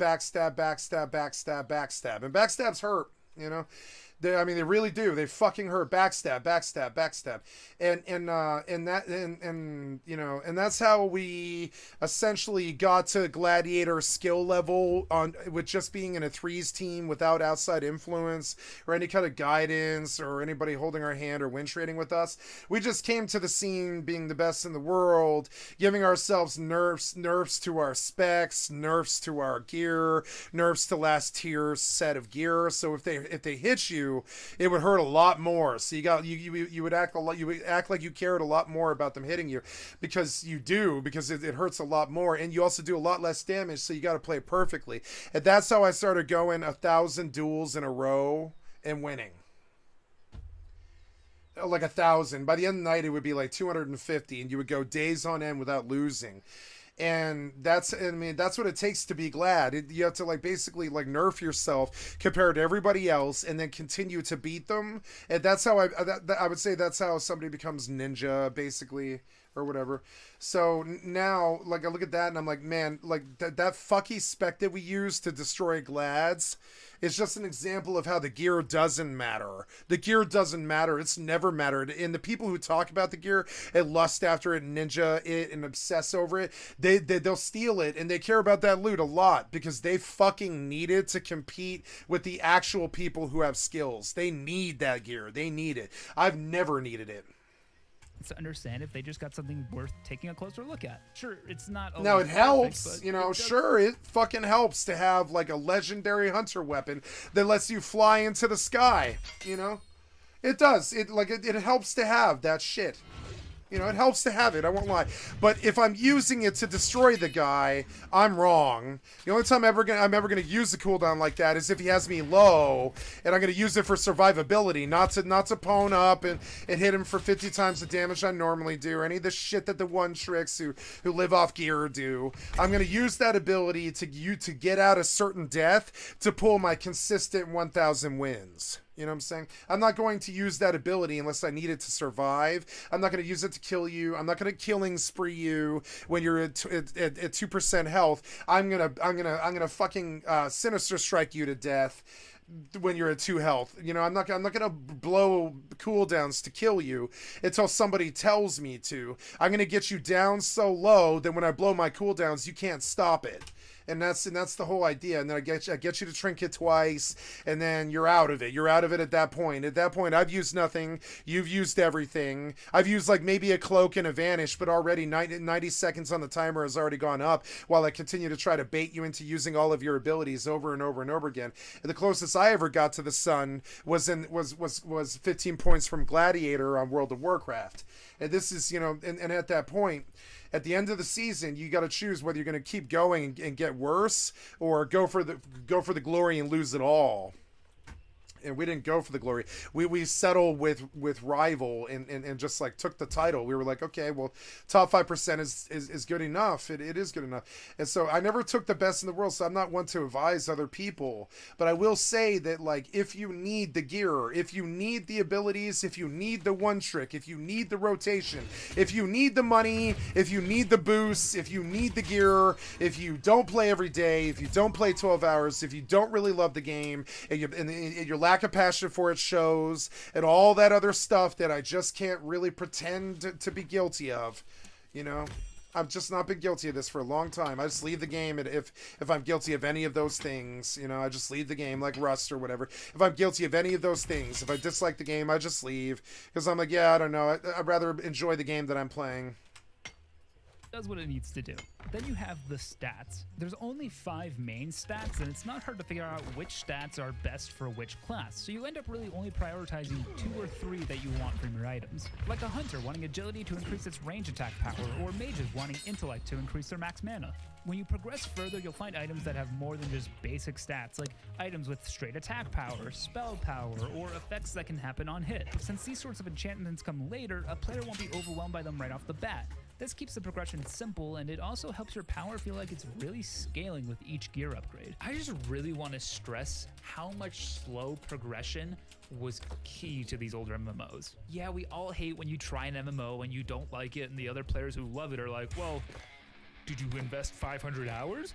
If you didn't invest 500 hours, you don't actually know the MMO. Like, shut up, that's bad design. That I don't want to have to invest 500 hours to enjoy your game. But slow progression doesn't mean bad progression. It just means you reach meaningful milestones at every step of the way. But that you don't become, you know, a complete god by level 5 or something. I mean, in WoW Classic, you won't get your first green uncommon item until level 10 if you're lucky, and you're not going to get your first blue item until your first dungeon. And trust me, when you get something like that, it feels so good. Most of the items you'll come across in just your leveling and questing experience have no stats at all and are kind of worthless, but that's okay, because it makes the real upgrades feel that much better. Meanwhile, in WoW Retail, you will leave the tutorial with a blue item, and every single item you find is basically going to be better than what you had before, making upgrades feel like an expected chore almost, instead of this dopamine rush that it should be. But enough about simplicity, because that's not even the thing that made these games so good. There's this almost intangible quality that older MMOs had that new MMOs can't, or maybe even shouldn't have. Older MMOs were so freaking crusty, man. The dictionary defines crusty as having or presenting a hard outer layer or covering. Old MMOs have that. Old school RuneScape's extremely dated graphics and combat system that have been beloved by the community ever since they were changed in the main RuneScape back in the 2010s. World of Warcraft Classic and Guild Wars' weirdly smooth mountain ranges. You know what I mean? Look at these. That's not what mountains look like, but it has this charm to it. The fact that in World of Warcraft, to go from one dock to another, you have to literally take a boat. And if you miss that boat, you have to wait for it to do a round trip, and then you have to get on it, and then you have to wait some more, and you just kind of like dance with the people who are also on the boat. It's a wonderful experience. I love this. Or with old school RuneScape, where you have to walk literally everywhere until you get enough mage levels to get some actually useful teleports. Sure, these are things that maybe aren't objectively good game design, but they're things that add this level of charm to the game worlds that I just love. I love having to walk from place to place or taking an extremely inefficient flight path instead of just being able to teleport to any city I've been to before. It makes these worlds feel big, and it feels like I'm just a small part of it. And if you're a game developer, I just want to say that lodestones and fast travel are a plague on society. If your world needs them, you need to design a better world. There, I said it, and I'm not taking it back. I'm sorry if that was mean. Adventure isn't the primary reason people play MMOs, but it's part of what makes it last forever to those who love them. And these crusty bits that exist in older MMOs don't, and in many cases shouldn't, exist in new MMOs. So if what made these older MMOs great can't be replicated by a new MMO, is the genre just like doomed? Yes. Wait. No. I know it might feel that way with all the MMORPGs that have come and gone over the years, when you consider especially that games that are backed by massive companies like He's a Amazon good kid. can't even seem to break. I like his work, but I mean, he's got some misconceptions that he's basing in reality that has to do with him just not being alive yet. But other than that, but they're all guilty of this usually. So I mean, like, you know, other than that, if we ignore the usual complaint of them dictating how things are going about things that they weren't even alive yet to see, I would say overall he's a really skilled YouTuber. The name is Idol, IDYL, and he's only got 30k subs, but I like him. His style is good. He doesn't seem to be falling to the tribalism. He's a little naive, but that's okay. I was naive when I was his age too. I wasn't as naive as him about video games. But because I read every magazine and I watched every interview and I watched every video and I read every magazine that came out about I read all the tips and tricks and everything for years. It was like that for 15 years. I read every Game Informer, every tips and tricks, every gaming rag on the fucking thing. Get on the internet, read IGN, whatever. I still do that. I still read IGN on the web for the last 15 years and shit. And I don't believe that is this guy's reality. So he's just sort of made it up as he went. And that's okay. This is something a lot of people his generation do. They make up the reality about things that they weren't even alive to see. And I'm sure I did this too, but not like them though. I don't try to tell some baby boomer what it was like to love the Beatles or whatever, even though I know a lot more about the Beatles than most people do. But this guy does, and that's the difference I think between these generations and because they get over their imposter syndrome, which is good.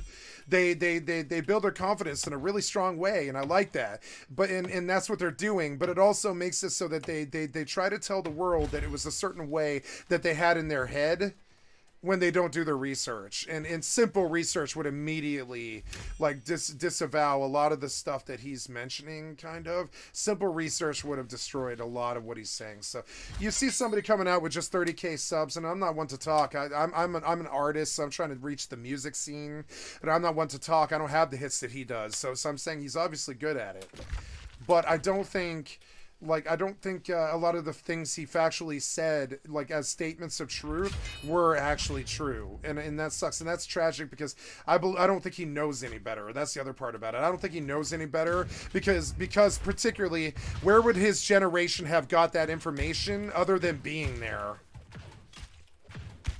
He was there for Minecraft, but he wasn't there for Terra. You know, this kid was not there for Terra. He was 13 years old, when Terra was out.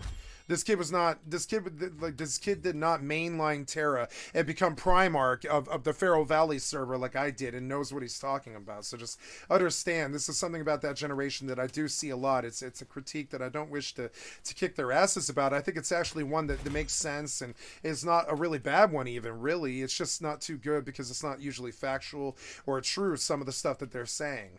They come up with stuff about that they reached on their own conceptions after playing a game 10 years ago, or sorry, 10 years later, excuse me, 10 years later. And that false conception has definitely harmed the video game telejournalist scene on YouTube and stuff, where they'll just state something as fact because they don't know any better. And some of us who were there 20 years before they were even born are like, oof. And you don't want to call them on it, even though it has stuff to do with factualism, because they don't mislead you per se. They just provide misinformation based off what they can reach at that period when they wrote the video. So you think, well, it's not his fault. He just wasn't there. And how would he know? So you don't ride their asses. Do you hear? I don't have any anger about this kid. It's not his fault. He just wasn't there. It's probably what my mom thinks when I talk about the Beatles. She probably thinks, oh, it's endearing that you want to talk about Watergate and the Beatles and you have an interest in retro.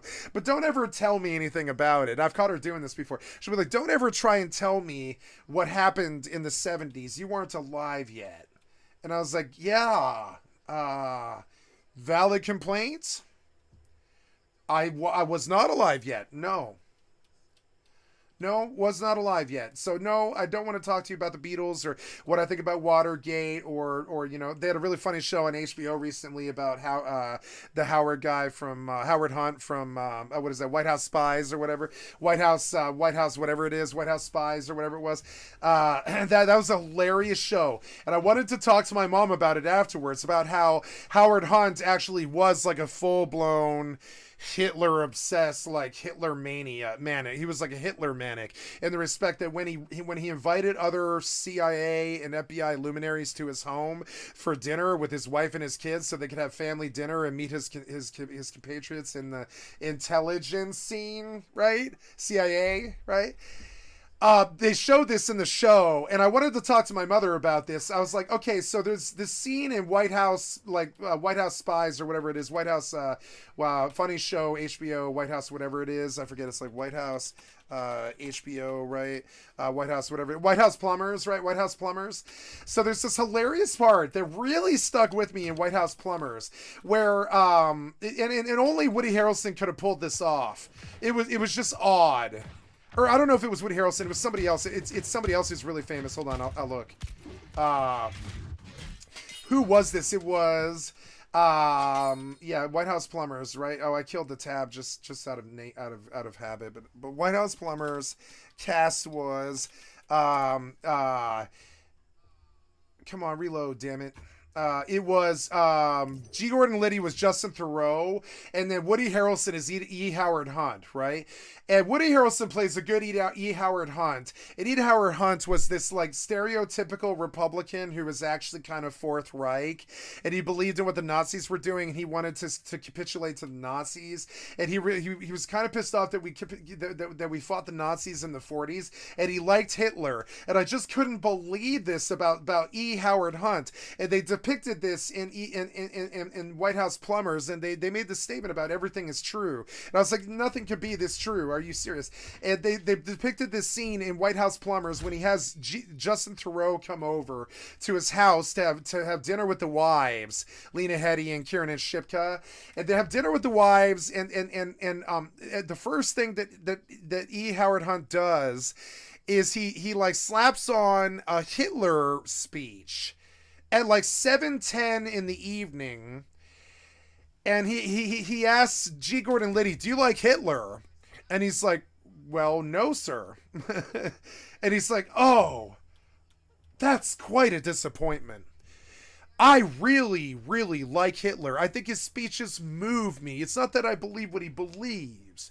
It's that, I, as Eda Howard Hunt, really, really love Hitler speeches, and I listen to them when I masturbate, and I listen to them when I eat, and I make my wife and the children listen to them every time we have family dinner." And G. Gordon Liddy is like a CIA American patriot, is looking at him like, "What did you just say? You literally play Hitler marches when you eat family dinner?"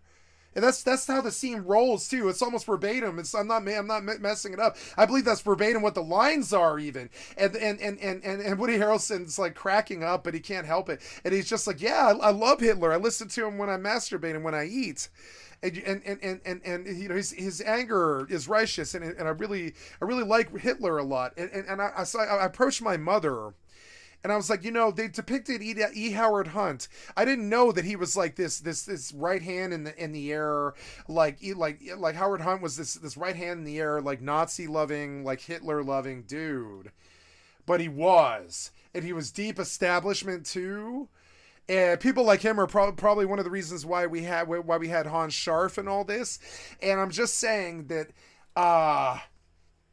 like that scene, I went to talk to my mother about that, and I was like, so it turns out, I didn't know, but it turns out that E. Howard Hunt was this terrible Hitler-loving, like, Fourth Reich Nazi dude. And she was like, oh, yeah, everybody knew that.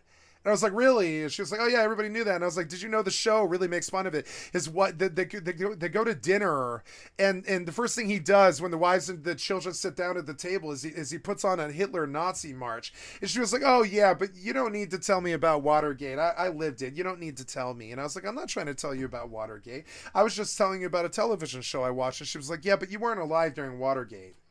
And I was like, no, I wasn't. You know.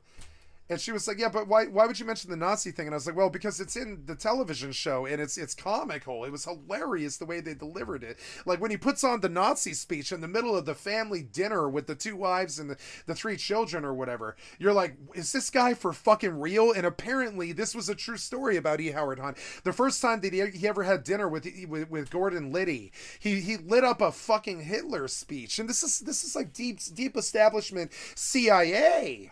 And this was a true story, at least according to the scene and the rumors that were in the scene. Nobody I think's ever proven it, but this was a true story according to Gordon Liddy. Anyways, he has testified to this in a court of law, and I had no idea. And so my mother had this affront. She was like, "Yeah, but just don't talk about that stuff. You weren't even alive yet." And I was like, "I was just referring a television show about Watergate. That's all." And we had this small argument about how I was trying to inform her about something that she lived, and she was like, "We were very aware that a lot of the deep establishment people were kind of Fourth Reich and believed that we should have capitulated to the Nazis and that Hitler was a good man." And I was like, Jesus Christ, are you serious? I was not aware of this. And she was like, yes, that thing you say about Fourth Reich, that actually kind of was a thing in the 70s with some of those right-wing leaders.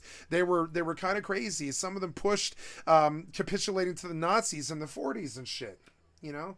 And I was like, oh, okay, well, this isn't a joke. And she's like, no, I probably wouldn't laugh at the joke because it because back in the 70s we used to cry about it. And I was like, yeah, I could see crying over that. And she's like, yup. And she's like, don't talk to me about Watergate. I don't want to watch that show because I lived Watergate and I don't want to return to it. And I'm sick of Watergate and I don't know why they keep bringing it up. And I was like, yeah, that's kind of how 9/11 is for me. And she's like, 9/11 is like that way for me too. And like, I didn't even think about the 9/11 anniversary this year because I just don't want to think about it. I don't want to think about 9/11. I don't want to be disrespectful to the fucking victims. I just want to forget it happened in the hopes that we can maybe get some closure and heal. So, and I hope the victims can maybe relate to that. I imagine they probably feel the same way. So I hope that they feel the same way, at least. They probably don't want to forget about it, but they definitely don't want to live in that hell either. So, and so that this was this whole weird thing about, don't tell me how the launch of, don't tell me how the launch of Rift went, child. You were 7 years old. Just like I'm not going to tell you how the launch of Fortnite went. I was on World of Warcraft, right? I'm not going to tell you how the launch of Fortnite went. You don't tell me how the launch of fucking Rift went. Because I was there for the launch of Rift. I wasn't there for the launch of Fortnite. You were there for the launch of Fortnite, but you weren't there for the launch of Rift. And don't talk to me about Rift. You don't know. And I watched this the other day with my mother. She was like, don't talk to me about World War II, like post-World War II or Watergate, like, or anything, about any of your fucking opinions about those things. You just weren't alive yet. And your opinion isn't really valid about these things. And I'm like, okay. That was a hard lesson to learn. Another one I had to learn was something that a man taught me, of all things. So you don't like abortion, huh? You got a vagina?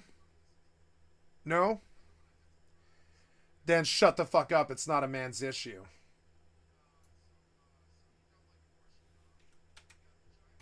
True. It just doesn't seem like anything will be. That was able one to. that- But there is one thing that is. That was one that took years and years for me to fully internalize. Yeah, it's not my issue. It's just not my issue. I can't believe my gender weighed in. That's like saying, we need, like, honestly, that's like saying, I don't know. That's like saying, I can't believe, it's like really weird. I don't know. I can't come up with an apt metaphor. It would stand as pretty much the first metaphor, I would say. It's kind of like a man trying to tell women what to do or say about abortion. I believe that the right-wing women want to battle for pro-life, let them.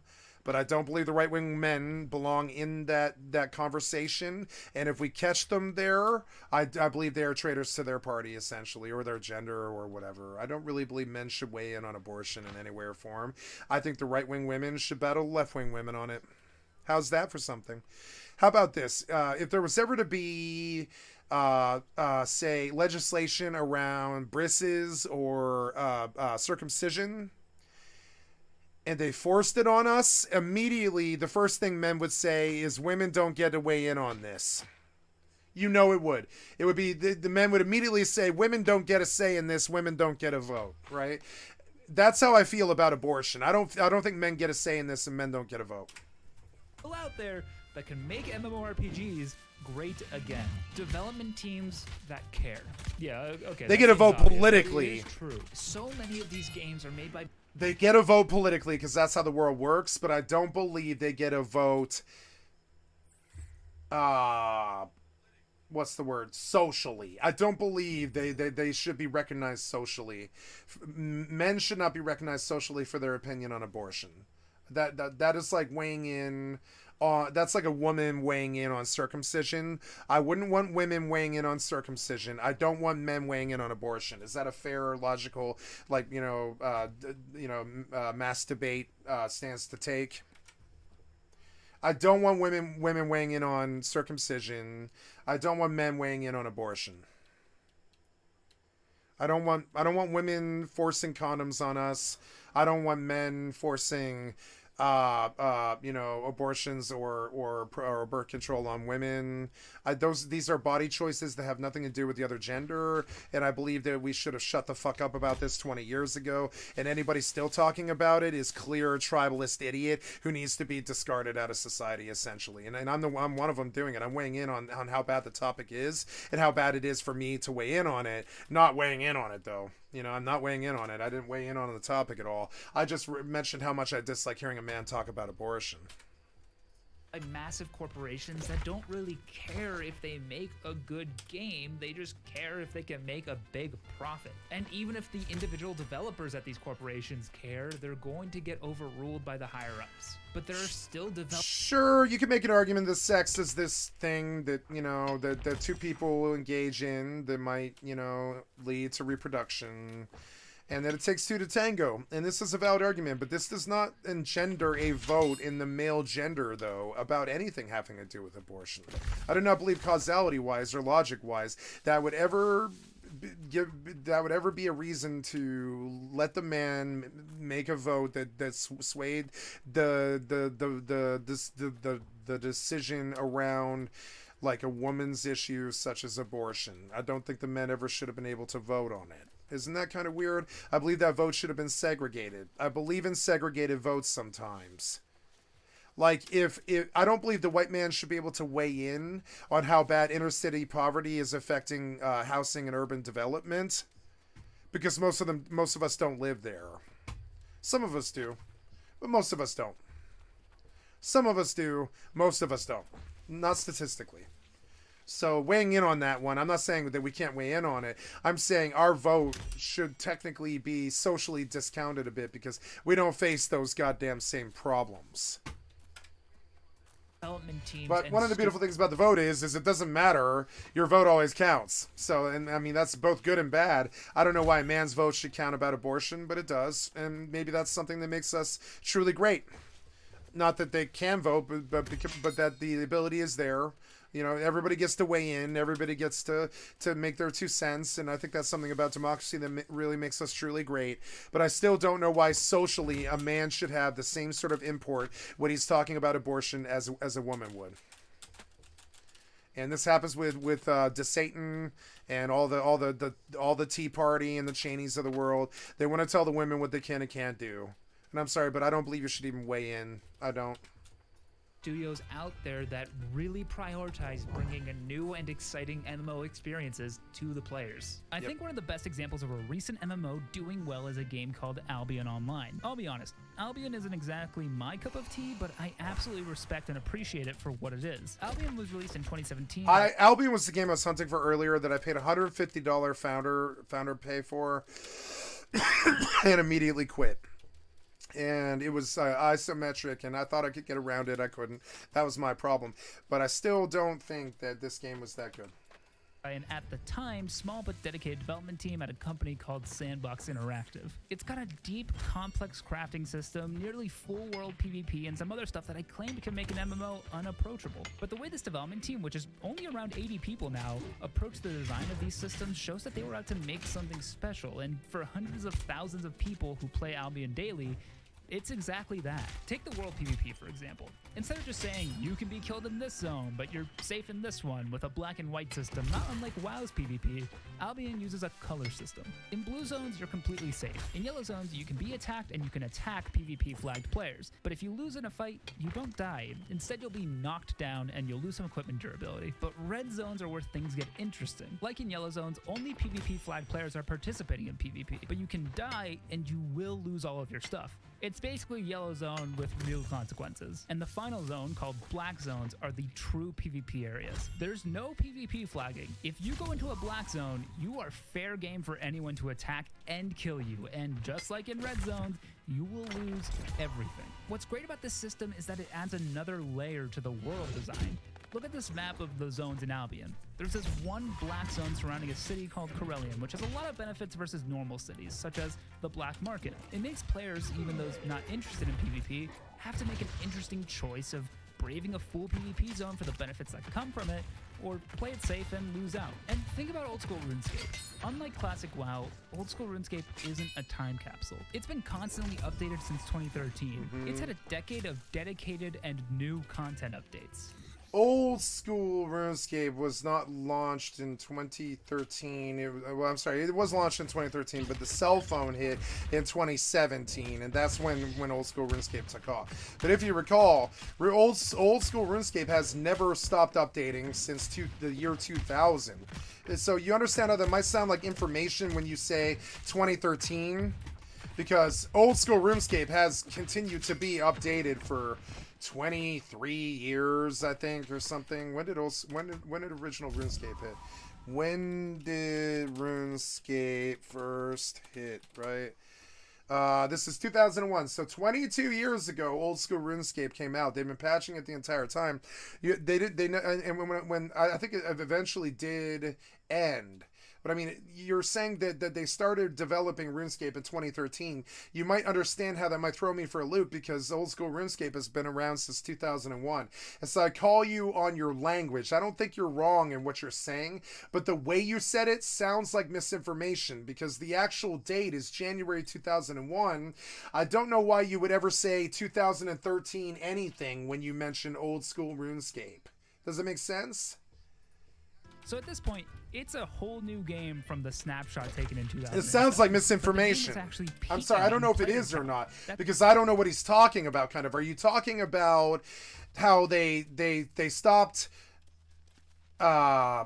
supporting old school they stopped supporting RuneScape 1 when they made RuneScape 2 and then RuneScape 3, and then they brought support back in 2013. But what it sounds like you're saying is old school RuneScape started in 2013, but that's just not true. Old school RuneScape started in 2001. Do you understand how I have an issue with the language you use? Because you said 2013. At that date, yeah, I think a better way to say it would be Jagex began to update old school RuneScape again in 2013. But instead, you just say they started old school RuneScape started in 2013. No, old school RuneScape started in 2001. It's been around for 21 years. And people your age who are like 10 years old who have never heard anything else and just weren't alive then, weren't alive. They were born in 2013, right? They just weren't alive, they don't know what to think. If you say that old school RuneScape was made in 2013 and they were born in 2013, how would they know any better? Wouldn't they just believe you? So why wouldn't you say the year 2001? And I catch you guys doing this all the time. As an editor, it drives me crazy. I see what you're saying, but you said it so badly. The grammar was so bad that you basically misled the public into believing that Jagex created old school RuneScape in 2013. And we're gonna go back to the language here so you can hear what I heard compared to what your generation hears. That's from the dedicated and new. It's been constantly updated since 2013. Wow. It's been constantly updated since 2001. Now, sooner or later, somewhere in there, old school the original RuneScape 1, I believe they did cease updating it somewhere around like 2009 or something when RuneScape 2 hit. But I'm saying, like, at no point did they ever really stop updating RuneScape 1 since 2001. So, I mean, like, when you say 2013, yeah, I guess they did start updating 2013 and renamed and re-hashtagged and re-Christianed RuneScape as old school RuneScape and did what they call a classic server that hadn't been around for a while.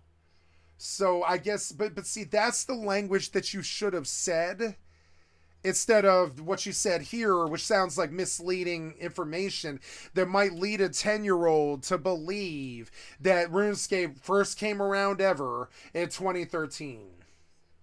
And I'm sorry, but that's how this comes across. I'm going to play it again so you understand what I'm saying. In Albion, there's this one black zone surrounding players. Even those not interested in PvP have to make an interesting choice of braving a full PvP zone for the benefits that come from it, or play it safe and lose out. And think about old school RuneScape. Unlike classic WoW, old school RuneScape isn't a time capsule. It is a time capsule. It is a time capsule. The shit came out in 2000. It is. It's a classic server. It's a classic server. It is a time capsule. It's exactly old school RuneScape in 2005 or something like that. I mean, it really, like, that is what it is. It's the one that all the boomers played in the library. It is a time capsule. That is misinformation. See, now I don't like you as much, and I'm a little bit less happy that I'm playing your video on the stream because I believe you are willfully misleading people because you just didn't take the time to think about the statements that you're making. And factually, they're basically incorrect. Some of them are correct, but they're only incorrect because you are committing sins of omission. You're basically lying by forgetting to say that old school RuneScape has been around since 2001. And sure, it died in like 2008. It got resurrected and re-christianed and remastered and redone on the cell phone and shit between 2013 and 2017. But the game's been around since 2001. The way you say it here, it sounds like the game started in 2013. And it's misleading. It's misinformation. If you're going to make the money, if you're going to make the 30,000 subscribers and get people to hang around your fucking channel, I need you to make sense when you talk, because you're making this allegation that RuneScape started in 2013. It absolutely did not. It was around when I was 16 years old in the libraries and shit. That was 24 years ago or whatever it was. I'm sorry, 22 years ago. 22 years ago it was around. And so they remastered a time capsule of RuneScape era 2003 or something like that. 2004, 2005. I don't know what, I didn't play it because I didn't like the game, but I know what I'm talking about because I saw it way back then when I was like 17 years old. It's been constantly updated since 2013. It's been constantly updated since 2001. I mean, I'm sorry, but that is just a direct misinformation, and I kind of tripped up on it. Dedicated and new content updates. So at this point, it's a whole new game from the snapshot. No. Oh, 2007. Yeah. In player count. That's because the old school RuneScape team is made up of people who play and love the game. people who go out of their way to respond to and take note of player feedback. The care that goes into each content update in Old School RuneScape ensures that even new things feel like they fit into that old mold. Yes, it's true, sometimes they miss the mark, but it's rare, and when they do, it's just not a disaster. And just looking at the player count for Old School RuneScape, it pretty much proves that nostalgia is not the reason people love that game. MMORPGs don't need to die out just because they can't be exactly like the ones we grew up with. The challenge is finding a team that cares enough and has the financial independence to make one of these next great MMORPGs. It also requires that we as players stop giving our money to companies that take advantage not only of the player bases, but of their employees, creating horrible, hostile work environments while delivering hollow gameplay experiences, driving away any of the developers who might actually care about the games and care about the players who play them. I'm gonna go play more WoW Classic Hardcore. Bye. Did you know that if I didn't have my Patreon supporters, I would literally be dead in a ditch right now? I am very sick, and the only way I can afford medicine is thanks to these people. If you'd like to support me on Patreon, you can do so with the link in the description. It's not required, but it's greatly appreciated, and I'll yell your name at the end of these videos. Speaking of the end of these videos, if you made it this far, why don't you leave a comment saying, "Oops, I didn't mean to watch this." That way everyone will know that you are mentally ill. I want to give a huge shout out to the members of my tier. I can't do that. My throat hurts so bad.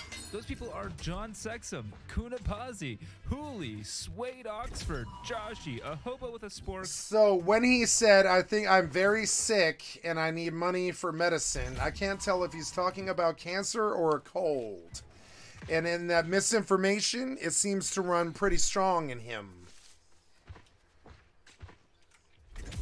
And Paradox, thank you all so much. A big shout out I as well to my liked you executive until milk producer. I liked you until the end. Last night I had a little trouble falling asleep. I think So what did I I. needed was a There's been a lot of shit going on. Starfield failed in my appraisal. It'll take 3 years to fix it. Unity failed, and that really left a bad taste in my mouth because I've been battling Unity on Rust for like fucking 3 years, and fixing the RAM ended up fixing it, but it also is still a 3 to 7 minute load, and I just witnessed Unity really ravage my life recently, and now I watched basically Unity die, and I wonder if the energy is kind of like I bitched about the Rust client for 3 solid years, and then Unity died. And I wonder if maybe I put it out to the universe that strongly that it literally killed the company who made the engine that made Rust. You know what I'm saying?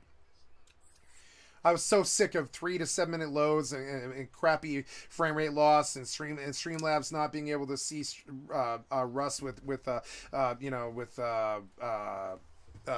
display capture and all these other problems, and then I got so angry about it I was just like not even playing the game anymore. And even with the good RAM and most of the major problems were gone, I still feel like that was like Unity. I was a victim of Unity. I feel like I was a victim of Unity with Rust fairly bad, like for like 3 years. And so I lied in bed last night thinking about that. And then the other thing that sat on my mind was as I realized in the background, as Rust died, I'm hunting for games again. So I went looking for games, and I found one that I liked.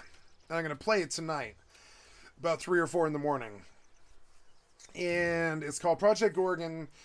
And I thought a lot about this, and I was up until 2 or 3 in the afternoon. I went to bed at, I don't know. It was like 10, I think, or something. Yeah, it's like 10:30, and I was up for another 3.5 hours because I was just hunting for games, trying to make sense of it all, understanding the death of Starfield and understanding what's going on in the background. And it was like 3.5 hours just to crunch through all of it. In that time, I got addicted to a video game and had to play it for like 45 minutes and put it off until tomorrow. And it was just a very tough time for me yesterday. There's a lot going on in the community. There seems to be something going on with the little kids freaking out and attacking everybody now. And I don't know, and so I was thinking a lot about that. They're like I think the young juvenile males are attacking everybody right now because the world's too overpopulated, and they're not getting enough attention, resources, respect, time, money, or attention. And attention being the main thing, and so they lash out and do stuff like attack me for no good goddamn reason at all. And I think, and so I sat thinking about that a lot. It brings me back to the Mouse Utopia experiments. I thought about it for like an hour last night. I was like, why are the kids attacking everybody? On social media, on video games, on streams and YouTubes and stuff. They run the cancel culture. Bedtime story. So I turned to Reddit, just cruising around, perusing, see if I could find anything that'd give me the yawns and help me go night-night.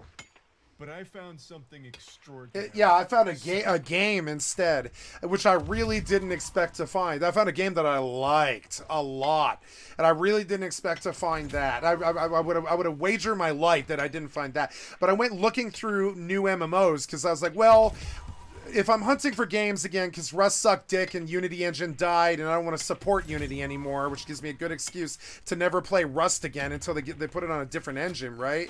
And, oh my god, how did you not hit that?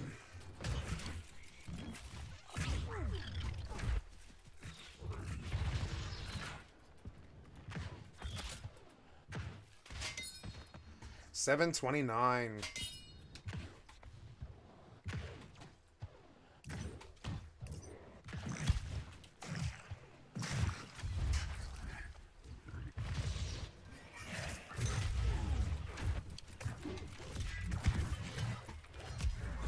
Ho! Stomped you in. Take this, Elementalist.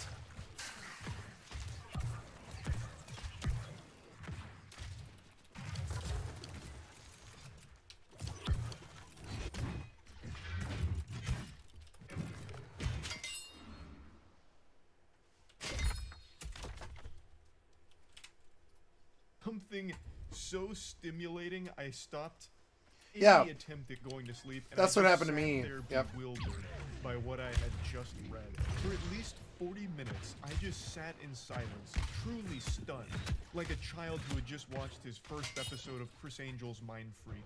My brain was blown out my ass. I couldn't imagine a world where this was real, but all of the evidence pointed to it being a genuinely true story.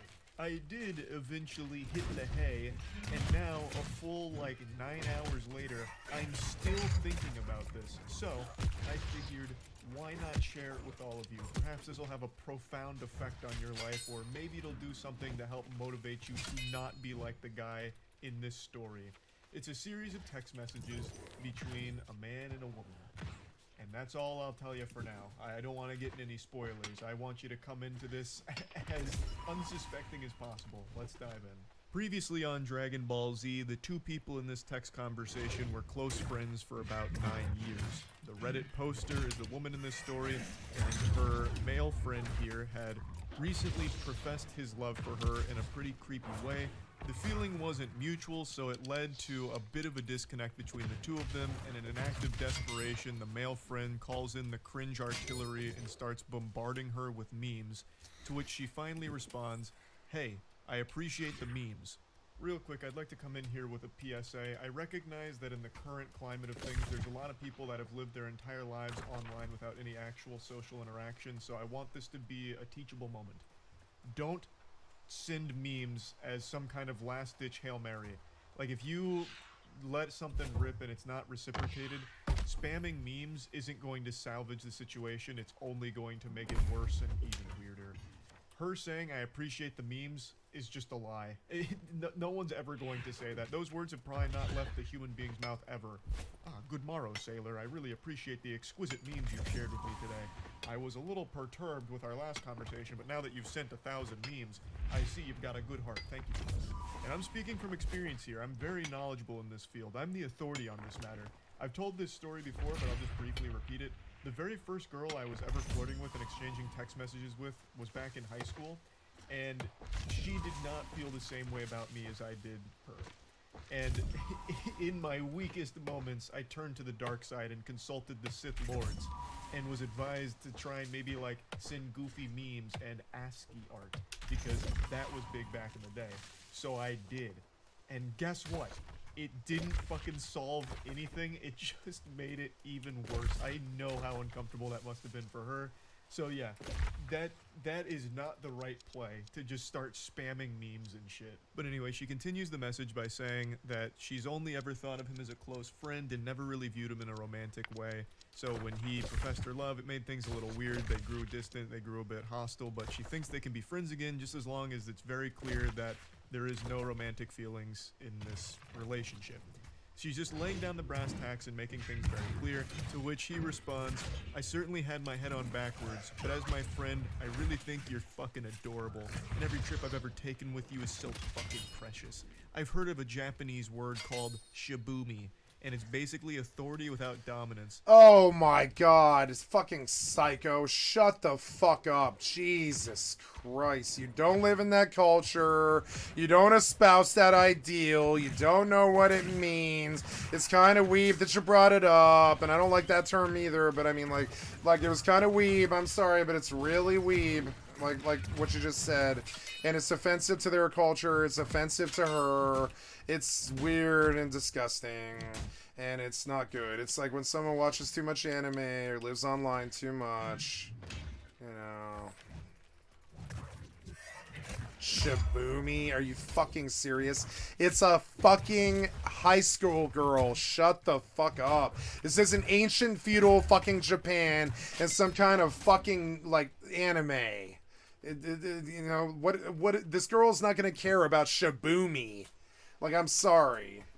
Read the fucking room and stop being such a goddamn naive fucking child. Call me a simp, but I really think you have that. Code red, code red. Code red, code red. For an It's the answer. simp term used unironically, you know, and it's code red, stay away, tribalist, weirdo, sick fuck, you know. Oh, simp, anybody using that word, those words, cuck and simp, that's exactly what they are. Anybody using those words, you know? Jinkies, we're going too deep. It's projection. We just busted out Shibumi. Yep. Jesus Christ. We're in the end game now. Yep.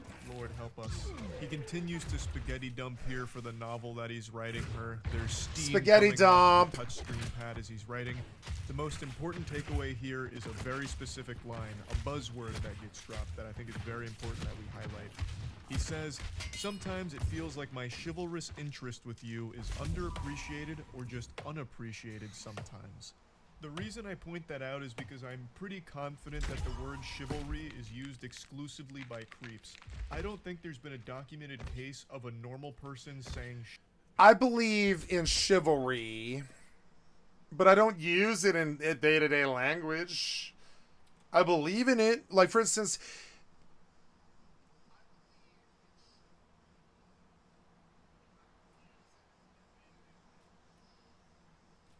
times I would ever use the word chivalry. Unironically, I would say like out of some sense of chivalry, he helped me, right? That would be a time I would use it. That's the only time, I think. Out of some sense of chivalry. It'll come up in normal language in that phraseology and that usage. Out of some sense of chivalry, I wanted to help him, right? That's about the one time you'll hear chivalry in modern language. I don't use it. I don't go looking to use it. chivalry, especially not in this context. It's just like an immediate red flag word to drop, especially when saying that my chivalrous interest is underappreciated. What? You know, it's not valued enough. It's just some certified weirdo Redditor energy. Like, tip in the hat, lady. It's no problem. You're welcome for holding the door open for you. You're Chivalry welcome for isn't holding dead, the door am I open right? for you. I'm a I perfect hate that example. shit. Yeah, it's I'm the just worst. kidding. I It's jest. it's the worst example of toxic masculinity. You're welcome for me holding that door open for you. You're welcome. My mom couldn't stand that shit.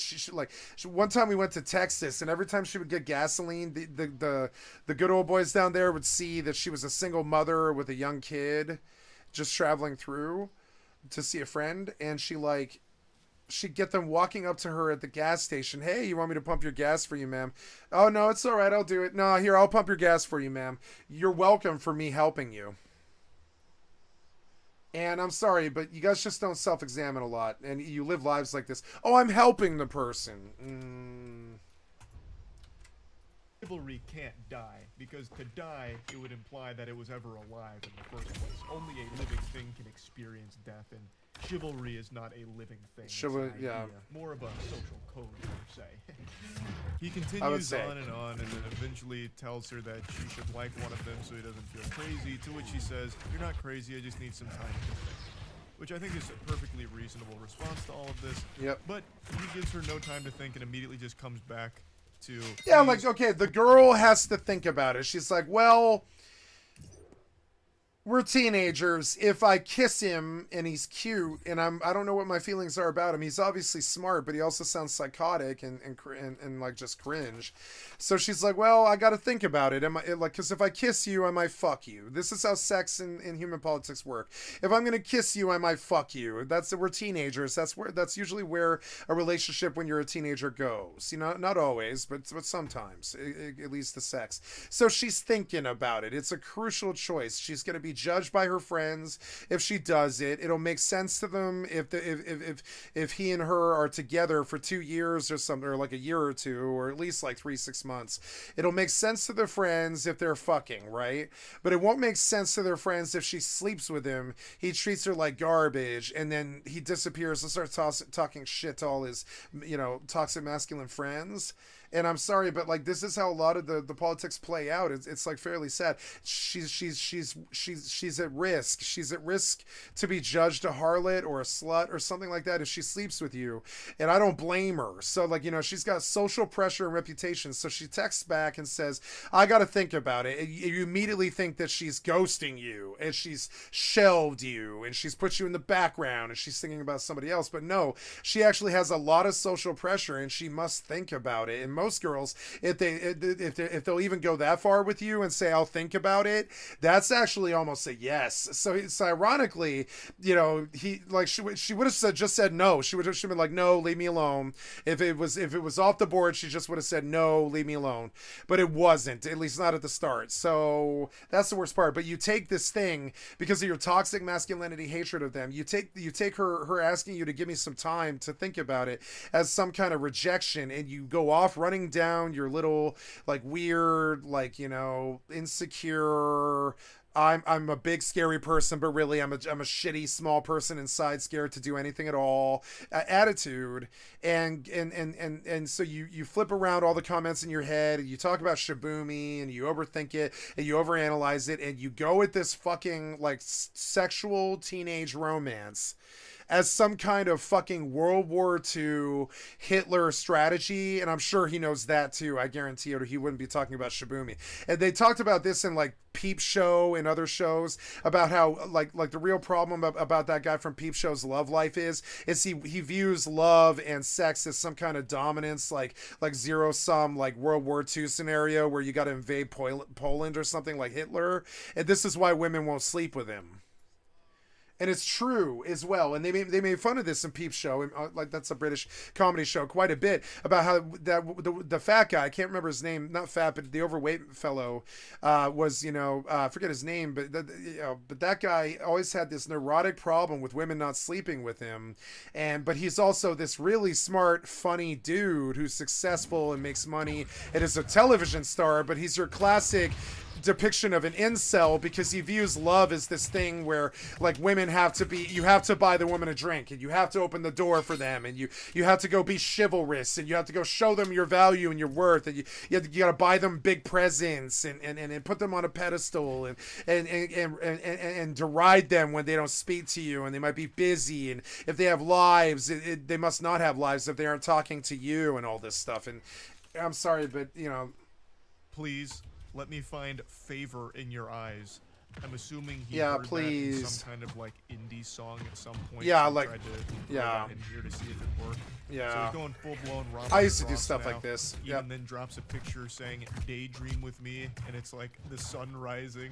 So it's getting very emotional in here. I'm gonna skip ahead a little bit because This poor it's him, girl. once again, just begging This for poor any kind of girl. reciprocation, to which she just keeps saying This poor she just needs girl. some time to process all of this.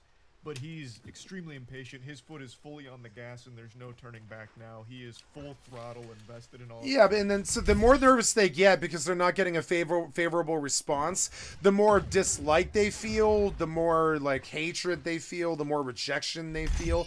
When they could just chill the fuck out and play it cool. Play it smooth. If you want to play it cool, let me tell you what to do. You sit down and you yawn, and you put your arm around them like this. Ah. Oh, really? That's what you do? Yeah, you're smooth about it. You don't talk about Shigumi or about how you stalked Skycat for 18 months so you're never ever going to touch a woman or a man ever and all this. And you don't talk about how you got a vendetta against anybody or you're a stalker or an online bully or any of these things that you're struggling about in your personal life. You just kind of chill and you act like a normal person and yeah.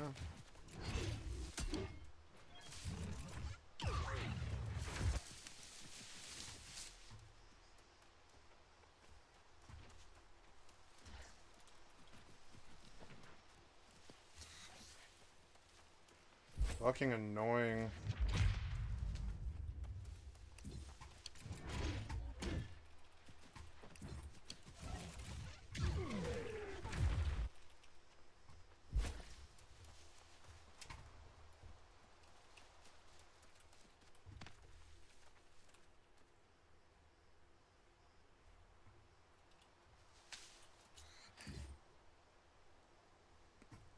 Whew, that guy had 13 levels on me. Go running for a bush, bitch. Yeah.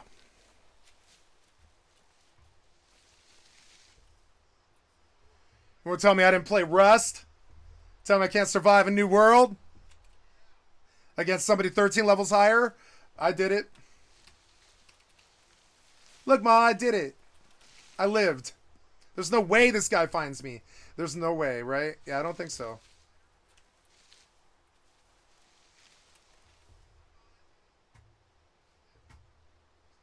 Oh, that was a little close.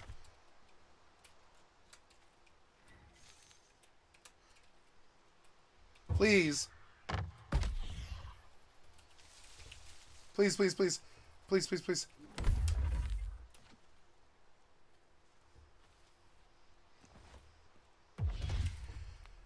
Man, I think my sound effects are a little too low. Just gonna lay low and let this guy pass through. I don't know what he's doing, but I don't really... I want to, oh no, I'm sorry. I want to go open up my, I have to pee so bad. I'm going to go hide in a bush right now, like behind some tree or something. Yeah, somewhere deep over where he's unlikely to look, you know? Yeah, like right here. He'll never be able to find me right here. Yep. I'll be right back. Gotta go, bio. Ah, oops. This, he's using every possible cliche line imaginable, but he's not finding any favor in her eyes. It just keeps going. You're valid. Never really heard the extent of why I'm your friend, so now he's like interrogating her. Why am I your buddy? Why am I your pal, huh? Tell me. I could tell you all day why you're my friend. Your voice is fucking music. I think you're brilliant. Just a brilliant person to be around. Really wish I could hug you. Fuck. This hurts. Then again, she reiterates, I need time to think. I will reach out when I'm ready. And now we've finally gotten past the introduction here and we're entering the climax. Welcome to the wacky zone. He once again gives her no time to like reach out or process any of this. He reaches out pretty soon after everything, only a couple of days, and says, so like, is there any chance as your friend I could send you something explicit? She says, what do you mean? And then he goes, NSFW, which I'm sure all of you know what that means, but I'll break it down anyway. Not safe for work. Of course, she wasn't expecting this curveball, so she says, are you trying to make a joke right now? And then he goes, no, kind of a gamble. I will say this is a historic moment. You are witnessing the worst gamble in history. Congratulations. We all got to be a part of this. This is, by far, the absolute worst possible fucking gamble you could ever make. This is like betting 100% of your life savings on me getting taller.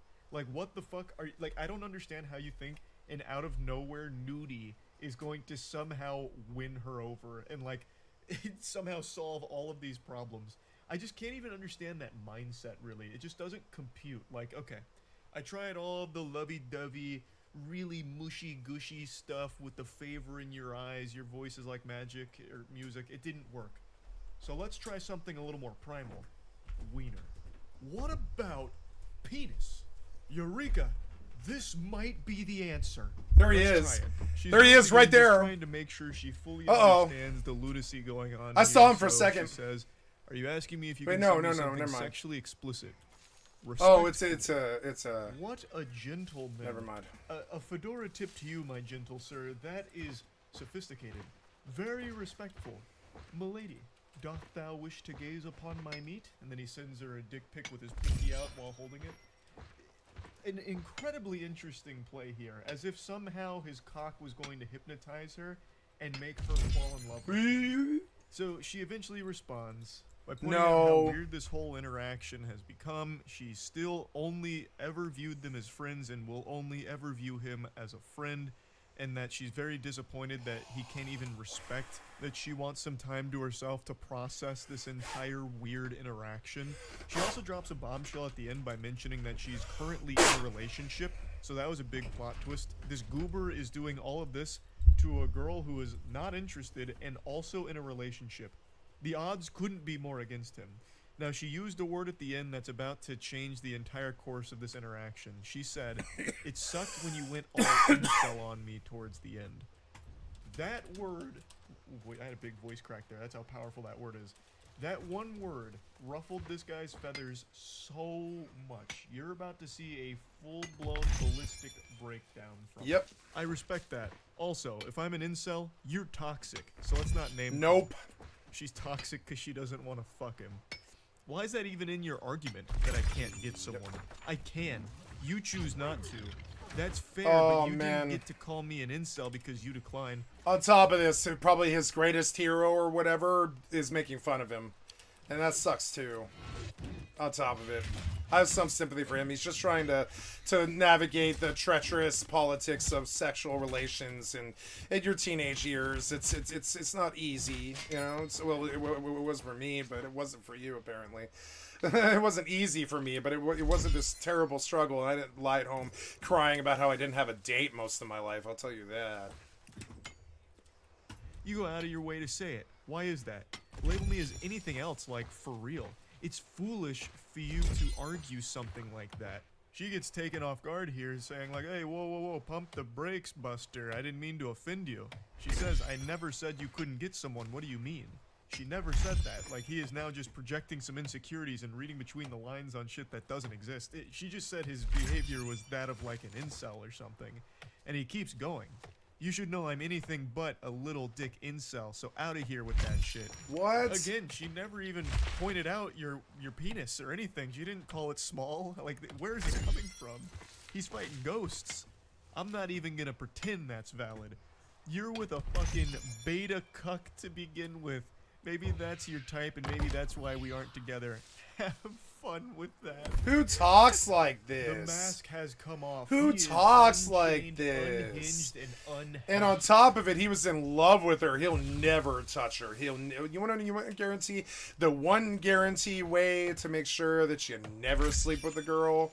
This stupid ass tribalist, fucking weird cuck simp language, fucking weird incel anger, attack everybody. Everybody's a cuck simp, blah blah projection bullshit, right? Yeah, we're all hip to your weird projection game. That's what you are. Yeah. You can hate us for this or whatever, but that's what you are. Yeah. It's projection. Your boyfriend's a beta cuck loser. That's the only reason you and I aren't together, because that's what you're into, beta cucks. You couldn't handle an alpha male testosterone titan like me, a real man who cries while he texts. She then goes on to say, like, look, if you find me to be toxic and all of this awful stuff, like, okay, Then why are you know, after you me? shouldn't be upset that we're not close anymore.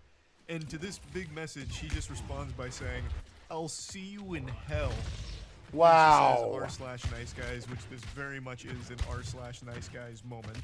You know, keep in mind this is still only a couple days after the whole poetic, She quotes Reddit at him put too. favor in your eyes, miss. She quotes Your Reddit. voice is music, sweet music. And now it's, what an excellent take on a 7-year waste of my fucking time. To which she responds, "So you're just waiting around until I'd eventually date you? That's on you, man."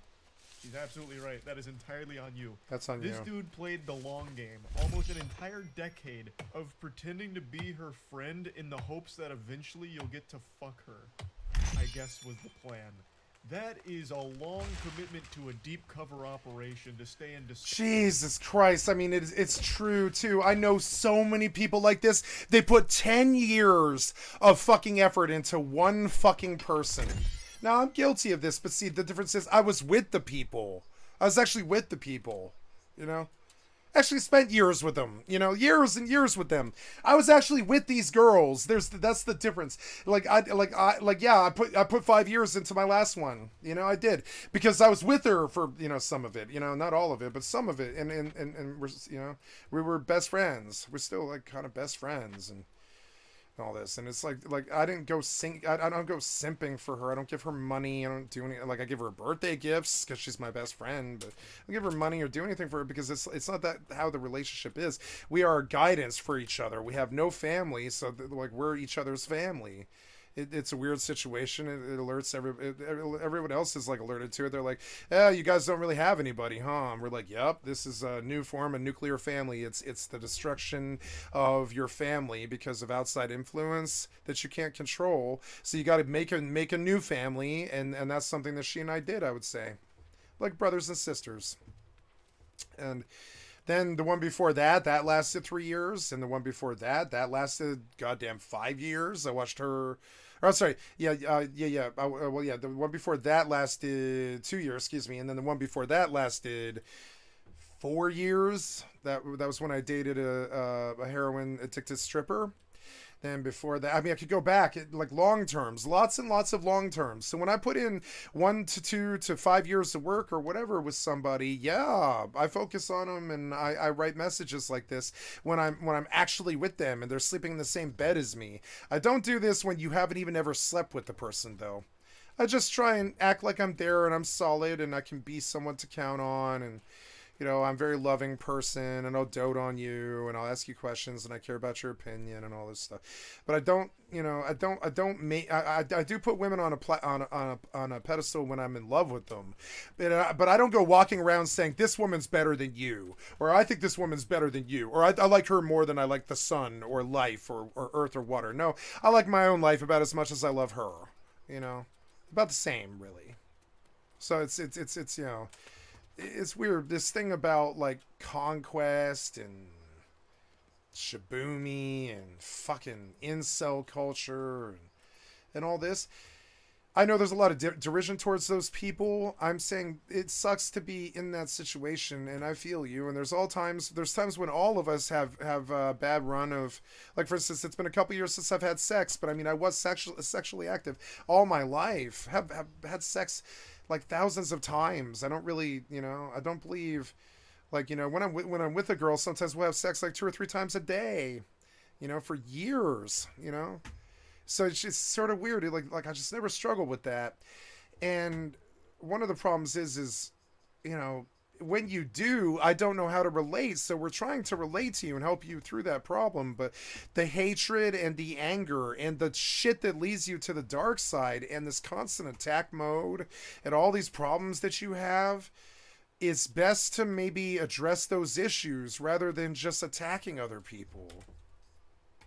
guys faking friendship, hoping that eventually. Yeah, for faking like you ever know those dudes who are like, oh my god, I love Sarah. I've been in love with Sarah for 5 years. I've been in love with Sarah since the freshman year, and she's all I can think about and talk about. And I stalk her, and I go to her Facebook at night, and I cause her issues in her personal life and all this stuff. And she doesn't like me, and she won't look at me, and all this stuff. And it's like, Jesus Christ, man! Like, if there is only one fish in the sea for you, you are going to be an unhappy fish. Be able to have sex with her. Then he says, how was I supposed to know you're only interested in half men? I've never even... What are you talking about? This weird hatred Reddit speak that only a weird incel fucking reject would ever talk like. You know? I'm sorry, speak like. You know? Only a weird incel reject would ever talk like that. It's like clear as day. Maybe chill on the Tips Fedora shit, maybe. Like, sure, you have a good intellect, it's clear. But, I mean, I don't know if you're using it. Read the fucking room, you know? Sure, you speak with flowery prose and you have an intellect and we can all see that. She obviously considered you or she wouldn't have even responded. And you got further than you thought you might get. But then you immediately start that weird incel fucking hatred talk about beta, kappa, fucking Andrew Tate bullshit incel. I think you're a bitch because you won't sleep with me thing. And I don't use that word very freely. I'm talking the kind of language they use, not how I view it. I don't like calling women the B word. So I'm using it like in the stasis, in the way that you guys usually use it, where it's like, oh, if she doesn't sleep with me, she's a B word. And it's like, no, man, that's not how gender politics work. It's important choice for her. She's going to take the time. She's going to think about it. She's going to consider, are you the one? Are you not the one? Is it a slow bang? Is it a fast bang? Does she like you? Do you share things in common and all this stuff? And obviously she liked you, or she never would have fucking spent the fucking time of day with you. People won't spend the time of day with you if they don't like you, right? So she obviously liked you at some point. Then you begin your incel speak that you get rhetoric on Reddit or whatever the fuck all day in your CSGO skin circles or whatever. And I'm sorry, but like that's just not how life works. For many millions of years, men and women and in every other gender fucking, you know, gender is a spectrum. Everybody else on the gender spectrum, right, has gotten, well, not gotten by fine, but have definitely done a lot better than this, purely because they didn't like disrespect the person.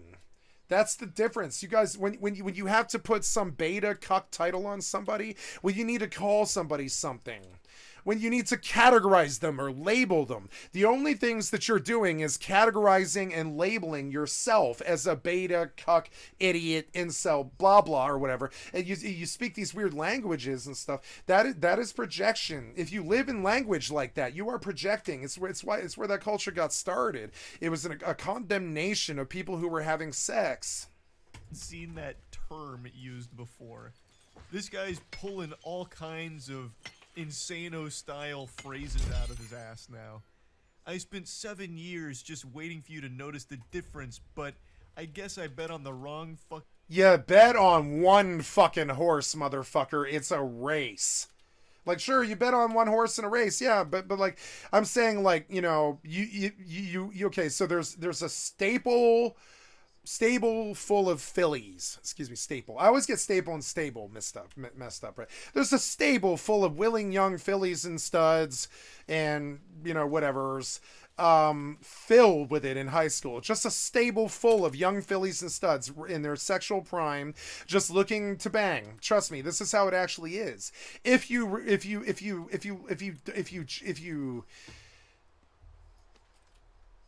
appear as internet culture and you espouse internet culture and you believe in internet culture things like Andrew Tate and toxic incel right-wing behavior and all this weird shit, are you surprised when it alienates you from 50% of the other race? You shouldn't be.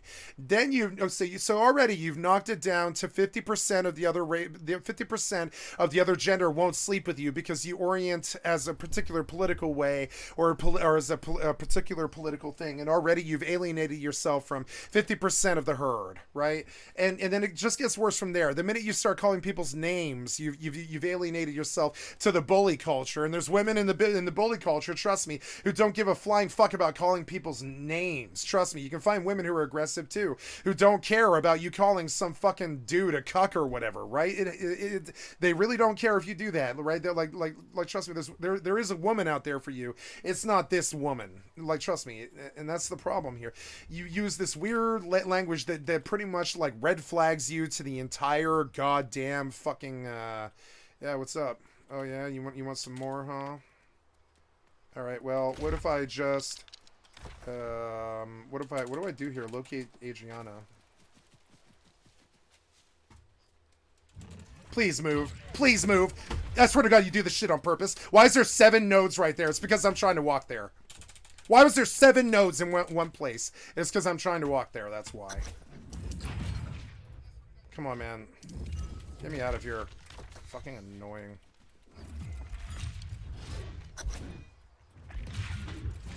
What? Okay, you hooked him, but didn't hit him. Die.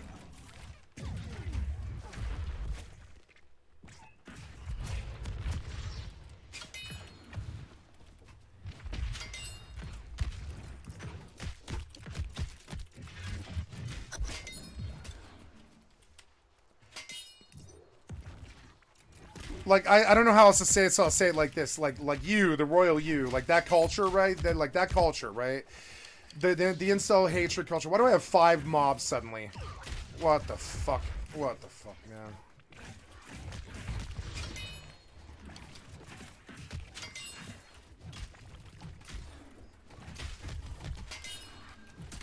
Oh shit. Oop, oop.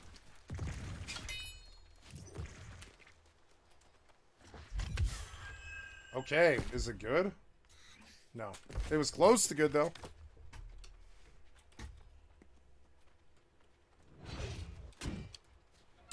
I shouldn't have used my movement there.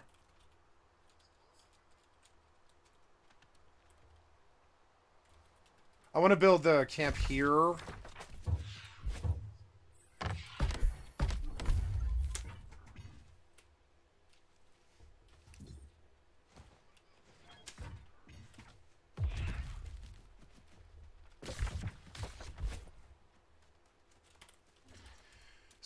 So, if you think in terms of beta, cuck, this and that, my first argument against that is the stone that the builder refused should be the head cornerstone, which means that if you reject somebody, they will end up being on top of you. It's like a truism from the Bible. The stone that the builder refused shall be the head cornerstone. Do you understand? If you reject somebody, it gives them power, it makes them stronger, it gives them like stuff. So you want to go out like Andrew Tate and attack the cuck culture, or whatever the fuck terminology that you use to describe everybody, right? But all it does is label you for all of the rest of humanity to see as an eternally online internet person who thinks of people in black and white fucking like titles and labels and stuff. Everybody's a Karen, everybody's a Chad to you. It's just like really weird. And all it does is light you up to the entire culture at large that you don't really have a life and your language is kind of weird and it's kind of misogynist and it's incel culture. And so if you engage in it and you talk in these terms, and like, so the girl said, oh, this is a story for Reddit nice guys, and it was, right? But, and she's saying that ironically because she was joking, but then it did end up being like that, right? But see, he wanted to drop the Reddit stuff the entire time anyways. She's using it ironically. He wanted to drop Reddit stuff the entire conversation anyways. And he's looking for his little Reddit sweetheart who's going to talk like him and act like him and call everybody cucks and betas and all this weird fucking incel culture speak that comes out of Reddit from eternally online people who don't date and don't have lives and shit. I'm sorry, but I mean, like, honestly, dude, if you want to be in the dating circle, stop attacking everybody else. That's just projection about your own weaknesses, right? Start being a good person that actually is somebody to live up to, and she's gonna twerk. Trust me, she'll twerk. And that's the difference. Like, you self-impose insensitivity and bigotry and hatred and exclusion and labels and sussing people out and shutting out the culture and all these other fucking problems that led to the destruction of everything that you love. You gave up on the kinder, nicer, better sides of your soul for some kind of rough, fucked up, judgmental culture that wants to bully everybody else by judging them with weird titles and all this crap, right? Trust me, life is what happens when you're trying to squeeze your finger to tighten your grip, right? All the systems slip out through your fingers, and all the people that you thought were losers are in the background living their lives, making money, doing well, living as the best revenge and all this shit. And you're going to come back, you're going to look at this girl 10 years later, and she's going to have a nice husband and a nice, or whatever her deal is, she's probably straight, probably nice husband and a nice life, and she's going to live in upper middle class Chicago or something, and she's going to be a nice girl, and you know, and she's going to have great kids, and she's going to have a good life, and her husband adores and dotes on her and stuff, and she doesn't have issues because she doesn't call everybody cucks, she doesn't call everybody simps, she was not a loser in high school, she did get laid, she likes people, she's social with people, she goes to barbecues, and she doesn't call them simps and cucks, and complains about Trump or any of this other stupid bullshit. She talks about how nice the weather is and how lovely the kids are and what the sex drama is and whatever the new thing is with Kim Kardashian or whatever. She doesn't care. You know, she doesn't care about your weird culture having to do with, like, being angry at people. And so you self-adopted this. You self-adopted being a reject idiot in the worst self of the form. There's reject idiots like punkers in the 90s, like Kurt Cobain, who got too famous and ended up killing themselves, but still were universally loved, right? Who identified as I'm I'm a negative creep. I'm a negative creep. I'm a negative creep, and I'm stoned. I'm a negative creep. I'm a negative creep. I'm a negative creep, and I'm stoned. And he used to scream this on the stage to warn them and stuff. There's a cool jerk, you know what I'm saying? Somebody that you want to love, even though he threw your love away on a heroin binge, right? But I mean, there's someone you want to love because you can relate to him at least. He's not using incel culture language. He's not sitting on the internet 14 hours a fucking day. He's not very attractive because he doesn't worry about his body and his image or any of this other stuff. You know, I'm like that, but the difference is, like, it's the ravages of many drug addictions and video game addictions. And when women look at me, they smile. They don't smile like I'm going to sleep with you, but they see somebody who is sober and happy and like strolls through the grocery store with like confidence instead of like this weird like insecure like incel imposter syndrome, I don't really belong thing. And trust me, you'd be surprised how well that does. Just acting normal. I know everybody's a normal to you or whatever, but you'd be surprised. You really want play if you really want the girl. Act normal for a little while and just act like that kid that you were when you were 7 before you had the incel culture engraved upon your tiny little pee-pee brain. And we all make fun of you for, like Moist is right now, right in front of your fucking face, right to your fucking face. We make fun of your compensation for a small penis. We make fun of your little man syndrome and how you have to Napoleonic attack everybody, stalk people online and stalk people's Facebook and get good at black hat hacking and script kiddie bullshit because your entire life is a fucking lie. My suggestion to you, if you want to get out of that fucking destructive chain that leads to either suicide, death, or jail, or destruction on the streets, right, or the 4 places that this goes, is give in to the nicer sides of your fucking nature. Now, I'm going to quote my best friend here, right? I've noticed that me not acknowledging my softness, let me make sure you guys can see what I'm showing you here.